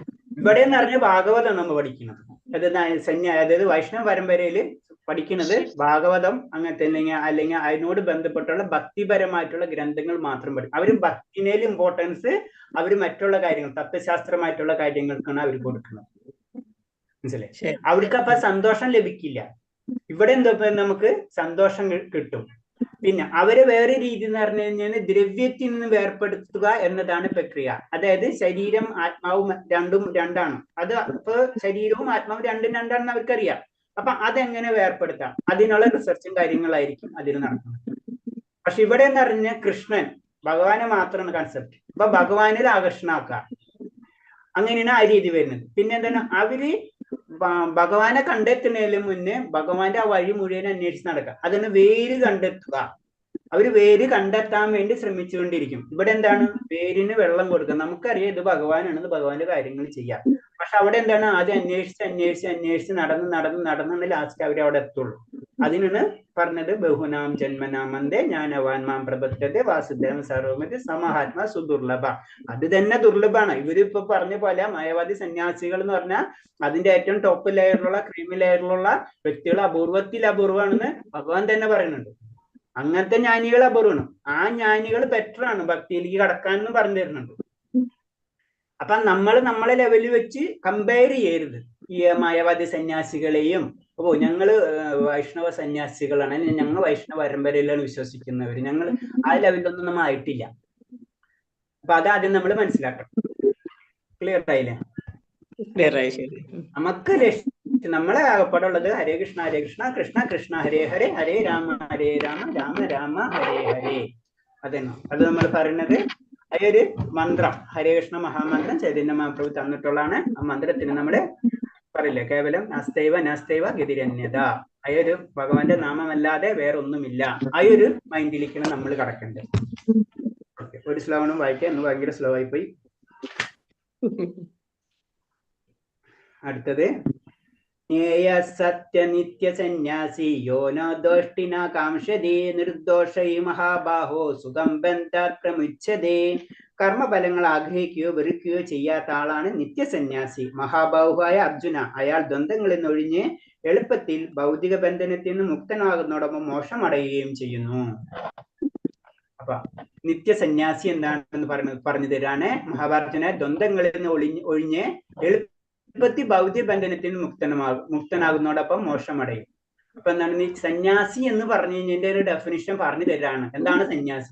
സന്യാസി എന്ന് പറഞ്ഞു കഴിഞ്ഞാൽ എല്ലാ ദ്വന്ദ്ങ്ങളും ഒഴിഞ്ഞ് ഭൗതിക ബന്ധനത്തിൽ നിന്ന് മുക്തമാവുക. അപ്പൊ 2 ലെവലുണ്ട്. മുക്തമാകുന്നതോടൊപ്പം മോക്ഷം അടയുകയും ചെയ്യും. ഒരു സ്റ്റെപ്പ് കഴിഞ്ഞു ഭൗതിക ബന്ധനം, അത് മാറ്റി പിന്നെ മോക്ഷത്തിലേക്ക് കടക്കാം. മോക്ഷം കിട്ടിയിട്ടുണ്ട്. ശരിക്കും മുക്തിക്ക് ശേഷമാണ് ഭക്തി തുടങ്ങുന്നത് പറഞ്ഞത്. അപ്പൊ അതിനെ നമ്മൾ ശ്രദ്ധിക്കേണ്ടത്. അപ്പൊ ഇതിൽ ഇത്രേ ഉള്ളൂ. ദിവ്യമായ പ്രേമഭക്തി സേവനത്തിന് സ്വയം സമർപ്പിതനാണ് സന്യാസി. സന്യാസി എന്ന് പറഞ്ഞു കഴിഞ്ഞാൽ ഭക്തി കൃഷ്ണ രൂപമായുള്ള ബന്ധത്തിൽ തന്റെ മൂലസ്വരൂപത്തെ കുറിച്ച് അറിഞ്ഞതുകൊണ്ട് തികഞ്ഞ ജ്ഞാനിയുമായിരിക്കും. ജ്ഞാനി എന്ന് പറയുമ്പോൾ എന്താണ്? അത് ജ്ഞാനി എന്നുള്ള അവസ്ഥ എന്ന് പറയുമ്പോൾ എന്താണ്? ഞാൻ എന്താണെന്ന് എനിക്ക് മനസ്സിലാവുന്ന അവസ്ഥ, മൂലസ്വരൂപം ഞാൻ എന്താണെന്നുള്ള അവസ്ഥ മനസ്സിലാവുമ്പോൾ ഞാൻ ഭഗവാനായിട്ട് കണക്റ്റഡ് ആണെന്ന് മനസ്സിലാവും. കൃഷ്ണൻ സമ്പൂർണനാണെന്നും കൃഷ്ണൻ ഒരു അംശമാണെന്നും താനെന്നും അയാൾക്കറിയാം. അവിടെ എത്തുമ്പോഴാണ് ഞാൻ കൃഷ്ണൻ സമ്പൂർണനാണെന്നും ഭഗവാന്റെ ഒരു അംശമാണ് താനെന്നും മനസ്സിലാകുന്ന ഒരു അവസ്ഥ. പിന്നെ ഗുണത്തിൽ ഒന്നാണെങ്കിലും പരിമാണത്തിന്റെ വ്യത്യസ്തനാണെന്ന് ശരിയായ അതീന്ദ്ര ഞാനൊന്നും കൂടെ പറയുമ്പോൾ എന്താണ്? ഗുണത്തിൽ ഒന്നാണ്. ഭഗവാന്റെ ഗുണവും നമ്മുടെ ഗുണവും ഒന്ന് തന്നെയാണ്. കാരണം ഭഗവാന്റെ അംശമാണ് നമ്മൾ. അതാണ് നമുക്ക് അത്രയും പവർ ഉള്ളത് ബേസിക് ആയിട്ട് പറഞ്ഞു കഴിഞ്ഞാല്. പക്ഷെ എന്താണ് ക്വാണ്ടിറ്റി ഭഗവാന്റെ അത്രയും നമുക്ക് പവർ ഇല്ല. കാരണം എന്ന് വെച്ചാൽ സമുദ്രത്തിലെ ജലത്തിന്റെ തുള്ളികളായിട്ട് കമ്പയർ ചെയ്യാം. സമുദ്രവും ജലത്തിന്റെ തുള്ളിയും ഒരു തുള്ളി വെള്ളം എടുത്തു കഴിഞ്ഞാൽ ഗുണത്തിൽ രണ്ട് ഉപ്പ് രസമാണ്. പക്ഷെ ആ ഒരു തുള്ളി വെള്ളവും ഒരു സമുദ്രമായിട്ട് കമ്പയർ ചെയ്യാനേ പറ്റില്ല. അതേപോലെയാണ് നമ്മളും ഭഗവാൻ എന്നുള്ള കാര്യം ഒരു ജ്ഞാനിക്കറിയാം. ചെയ്യുന്നത് എന്ന് കൃഷ്ണന് വേണ്ടി ആകിയാൽ അയാളുടെ മനസ്സ് ദ്വന്ദ്ങ്ങളില്ല. അങ്ങനെ ദ്വന്ദ്ങ്ങൾ തലത്തിൽ നിന്നും ഭൗതിക ലോകത്തിൽ നിന്നും അയാൾ മുക്തനാകുന്നു. അപ്പൊ കൃഷ്ണന് വേണ്ടി എന്ത് കാര്യങ്ങളും ചെയ്തു കഴിഞ്ഞാൽ അവിടെ പ്രശ്നങ്ങൾ ഉണ്ടാവില്ല എന്നാ പറയുന്നത്. അങ്ങനെ ചെയ്യുമ്പോൾ നമുക്ക് ഈ ഭൗതിക ബന്ധനങ്ങളിൽ നിന്ന് മോചനം ലഭിക്കും എന്നാ പറയുന്നത്. ഹരേ കൃഷ്ണ. നമുക്ക് നിർത്താം. നാളെ തൊട്ട് ഞാൻ ശ്ലോകം ചൊല്ലാൻ പറഞ്ഞിട്ടുണ്ടായിരുന്നു. പേര് തന്നിട്ടുണ്ട്. കീർത്തനം ചൊല്ലാൻ ആരെങ്കിലും പ്ലാൻ ഉണ്ടോ? ലക്ഷ്മി വി കെ മാതാജി പേര് തന്നിരുന്നു. ലക്ഷ്മി വി കെ മാതാജി ഹരേ കൃഷ്ണ ചൊല്ലിക്കോളൂ. ചൊല്ലാമോ? ചൊല്ലിക്കോളൂ മാതാജി. ശ്ലോകമല്ലല്ലോ, കീർത്തനല്ലേ? കീർത്തനം ഭഗവാന്റെ കീർത്തനം. ലക്ഷ്മി മാതാജിയാണ് പേര് തന്നത്. നാരായണം ഭജേ നാരായണം ലക്ഷ്മി നാരായണം ഭജേ നാരായണം നാരായണം ഭജേ നാരായണം ലക്ഷ്മി നാരായണം ഭജേ നാരായണം വൃന്ദാവനസ്ഥിതം നാരായണം ദേവവൃന്ദൈരഭീഷ്ടുതം നാരായണം നാരായണം ഭജേ നാരായണം ലക്ഷ്മി നാരായണം ഭജേ നാരായണം ദിനകരമധ്യകം നാരായണം ദിവ്യകനകാംബരധരം നാരായണം പങ്കജലോചനം നാരായണം ഭക്തസങ്കടമോചനം നാരായണം നാരായണം ഭജേ നാരായണം ലക്ഷ്മി നാരായണം ഭജേ നാരായണം കരുണാപയോനിധിം നാരായണം ഭവ്യശരണാഗതിനിധിം നാരായണം രക്ഷിതജഗത്രയം നാരായണം ചക്രശിക്ഷിതസുരചയം നാരായണം നാരായണം ഭജേ നാരായണം ലക്ഷ്മി നാരായണം ഭജേ നാരായണം നാരായണം ഭജേ നാരായണം ലക്ഷ്മി നാരായണം ഭജേ നാരായണം അജ്ഞാനനാശകം നാരായണം ശുദ്ധവിജ്ഞാനഭാസകം നാരായണം ശ്രീവത്സഭൂഷണം നാരായണം നന്ദഗോവത്സപോഷണം നാരായണം നാരായണം ഭജേ നാരായണം ലക്ഷ്മി നാരായണം ഭജേ നാരായണം ശൃംഗാരനായകം നാരായണം പദഗംഗവിധായകം നാരായണം ശ്രീകണ്ഠസേവിതം നാരായണം നിത്യവൈകുണ്ഠവാസിനം നാരായണം നാരായണം ഭജേ നാരായണം ലക്ഷ്മി നാരായണം ഭജേ നാരായണം വൃന്ദാവനസ്ഥിതം നാരായണം ദേവവൃന്ദൈരഭീഷ്ടുതം നാരായണം നാരായണം ഭജേ നാരായണം ലക്ഷ്മി നാരായണം ഭജേ നാരായണം നാരായണം ഭജേ നാരായണം നാരായണം ഭജേ നാരായണം നമോ നാരായണായ. ഹരേ കൃഷ്ണ. നന്നായിട്ട് ചൊല്ലും മാതാജി. ഹരേ കൃഷ്ണ. ശരി, അപ്പൊ ഇന്ന് പറഞ്ഞതിൽ എന്തെങ്കിലും സംശയങ്ങൾ വല്ലതുണ്ടാ? ഒരു ശ്ലോകം ചൊല്ലണം. ഒരു നാളത്തേക്കിടാം. മാതാജിയുടെ പേര് നാളത്തേക്കിടാം. നാളത്തേക്ക് ഇട്ടാ മതി. ഒരെണ്ണം മാത്രം നമുക്ക്. ഓക്കെ. വേറെ സംശയങ്ങൾ വല്ലതുണ്ടാ?